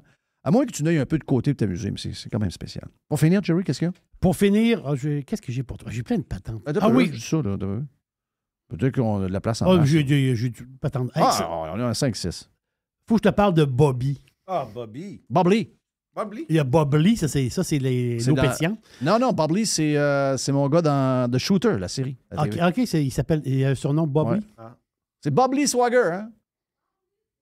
OK, voilà, Bob Lee Swagger. En début de show, j'ai pas fini mon histoire de Snow Girl. Ah non? Non, Netflix. Ah, t'as pas fini? Non, juste une seconde. Si tu commences la série, tu pourras pas la finir. Non, tu ne pourras pas la finir le lendemain. C'est addictif, ça n'a pas de bon sens. T'aimes ça, les affaires policières, toi? Très, très, très beaucoup. OK. Enquête policière, très, enquête très, très de beaucoup. ci, pas tant ça, parfait. En gros, c'est une jeune fille de 6 ans qui se fait enlever. Puis là, il y a une enquête pour la retrouver. Je te dis juste ça, là. Et c'est la série la plus haute présentement. Ah ouais, c'est sûr que je vais me taper ça. C'est drôle parce que c'était tourné à Malaga. Ah. Oh, donc il y a des coins que tu reconnais. Oui, des coins que je reconnais, mais la fin, c'est que c'est tourné très, très sombre. Malaga, c'est une ville pleine de lumière. En fin de compte, c'est la Méditerranée. Là. Mais la manière qu'ils ont tourné ça, là, c'est sombre. Ça n'a pas de bon sens. Mais capoté. Une très, très bonne série, vraiment. Mais mon histoire de Bobby, c'est Bobby le chien. Quand je regarde Tiger. Tiger a quel âge? Tiger a 6. 6, quand même. Donc, il y a moitié de fête. Non, dans ces eaux-là, ça fait 15-16. Ah, ben c'est parfait. Dans ce gang-là. C'est bon. Oui, les petits, ils vont. Donc, Bobby le chien, lui, normalement, lui, c'est un mastif portugais, chose comme ça, une race spéciale. Le chien, il vit au Portugal présentement. Normalement, c'est un chien de 12 ans. 12-13 ans, là, il est pas mal sa fin. Pas mal. Le chien, je veux dire, là, il a pogné 30 ans et 226 jours. Je l'ai vu. Ben voyons donc, toi. 30 ans? Le chien, il a quasiment 31 ans? Le chien, il s'en va. Ben oui, sa fête, c'est au mois de mai. S'il t'offre jusqu'au mois de mai, il pogne 31 ans. C'est un record de tous les temps pour un toutou.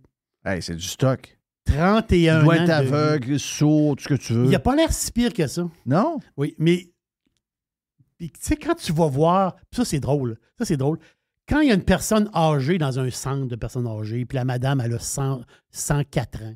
Tu sais, il dit toujours à la madame, qu'est-ce que vous faites, madame, pour vous garder en forme? Je suis assis, puis j'attends la mort au plus crisse. Là, elle va dire, ben, quand je suis heureuse, je prends un verre je prends un petit verre de scotch à tous les jours, puis je mange une petite soupe aux légumes. Fait que, tu as vu Bobby? Oui, j'ai vu Bobby. Bobby. Hey, mais on avait entendu une histoire de même, Mme Poubelle. Il y avait un chien, pas de madame, qui a dit que son chien avait 20 ans. Elle n'est pas là. Ouais, 20 ans, c'est du stock. Elle n'est pas là. Elle a disparu, elle a sauté par le building. Elle a sauté par la fenêtre du building. Ouais. Oh boy. Mais je te termine ça. Pourquoi? Tiger, là, moi, je dis que Tiger va aller à 25. Tu penses? Je vais te le dire pourquoi. Parce que le chien, Bobby, pourquoi ils ont dit, ouais, mais Bobby, il est rendu à 30 ans, il va avoir 31 ans. Ah oui, qu'est-ce qu'il fait? Qu'est-ce qu'il fait, Bobby? C'est quoi la recette? Bobby n'a jamais mangé de bouffe à chien. De bouffe pour les animaux, des croquettes, des affaires de même. Tu sais, la bouffe, les cannes de bouffe, la bouffe sèche. La bouffe, tu vas chez le vétérinaire, puis les formules vétérinaires. Il n'a jamais mangé ça de sa vie. Jamais. C'est un chien qui vit sur une ferme. Lui, il a toujours mangé la bouffe des humains. Il mange de la viande, des légumes. Comme le tigre. Tiger, c'est ça qu'il mange. Qu'est-ce qu'il mange, Tiger? Il mange de la bouffe à sa mère. Ben voilà! Oui. Il ne mange pas de croquettes. Non, il ne mange pas de croquettes. Il a mangé les croquettes une fois. À un moment donné, on y avait amené un peu de croquettes pour voir s'il voulait. On avait ramassé un chien sur le bord de la rue, il était perdu, puis on a trouvé son maître, genre une couple d'heures plus tard, mais on l'avait rentré dans la maison, puis là, Tiger n'était pas content. Puis le chien avait vu les croquettes à Tiger. Donc, il était parti dans le sac de croquettes, dans le plat de croquettes. Oui. Puis là, Tiger, dans sacrement, il s'en va, il se met à manger des croquettes. Ah. Juste pour montrer à l'autre que c'était ses croquettes. C'est ses croquettes à lui. C'est crif, il va manger des croquettes, il est correct. Il n'a jamais remangé. Il n'a jamais mangé. Tu sais qu'on parle de toi, hein? Là, il sait qu'on parle de lui. Donc le chien, il est rendu très, très vieux, puis il mange juste de la viande, des légumes. Il ne mange pas de croquettes. Mais regarde, je te dis, là. C'est drôle. Là, il est sorti de son lit. La raison, c'est que Mme Poubelle est en train de manger une salade et il y a des piments dedans. Ah. Donc, il sent les piments. T'as combien de pieds? 30 pieds? Il sent. Il sent ça. Hey, tu finis à quoi? Une dernière affaire. Go! C'est une anecdote, mais moi, ça me fait capoter ben raide. Tu sais, les channels YouTube, là. Il y a un channel YouTube qui marche depuis 2017, je pense. 2017. Ça s'appelle HPC. HPC. Hydraulic Press Channel. C'est une presse. Okay? C'est des personnes, okay, qui vivent, je pense qu'ils sont en Finlande. Eux autres, ils font des vidéos, ils pressent des choses. Avec une presse hydraulique, 150 tonnes de pression. Pense à ça 2 secondes. Là. 150 tonnes de pression sur une presse. OK, ils pressent quoi? Ils pressent n'importe quoi. Un ours. Non, ils vont mettre un melon. Ils vont mettre une patente en métal. L'autre, ils vont filmer quelque chose qui presse. C'est pas des farces. Ils vont mettre du papier, là. Tu presses le papier tellement, sur 150 tonnes de pression, le papier, là, il devient comme du métal, tellement qu'il est pressé. Du papier, tellement qu'il est pressé. C'est spectaculaire. Mais eux autres, ils pressent n'importe quoi. Mais dans le Wall Street Journal, puis l'article était dans le Wall Street Journal, Christophe, ils ont une presse hydraulique, Jeff.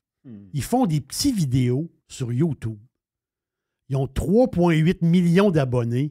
Puis ils vont chercher 650 000 $, de revenus par année. C'est incroyable. Là, faut se trouver une... Non, mais faut se trouver une patente YouTube. Ah, il faut se trouver une patente. Il faut se trouver une patente, c'est clair. Il faut se trouver quelque chose. L'autre, il écrase n'importe quoi. Ah ouais, il faut se trouver quelque chose. Il faut juste écraser des affaires, faire des vidéos. Tout le monde est là, puis on regarde la patente se faire écraser. C'est spécial. C'est plus le monde qui est bizarre. 3,5 millions de... Hey, le monde... Mais c'est la preuve que le monde a besoin de s'évader. Ouais. Oui. Le monde a besoin de s'évader. Thank you, man. Yes. Mr. White, thank you pour la prod. Bien content de vous voir, les amis. Là, je suis correct, je suis prêt à repartir. Non, c'est pas vrai. Donc, on s'en parle demain. Et si vous en voulez plus de tout ce qu'on a à vous offrir, on a du stock ce matin aussi sur Radio Pirate Prime. Allez vous inscrire sur radiopirate.com et joignez-vous à notre superbe famille. On s'en parle demain sur Radio Pirate Live. See ya!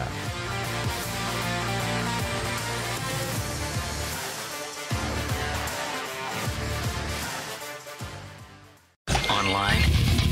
Worldwide. Radiopirate.com.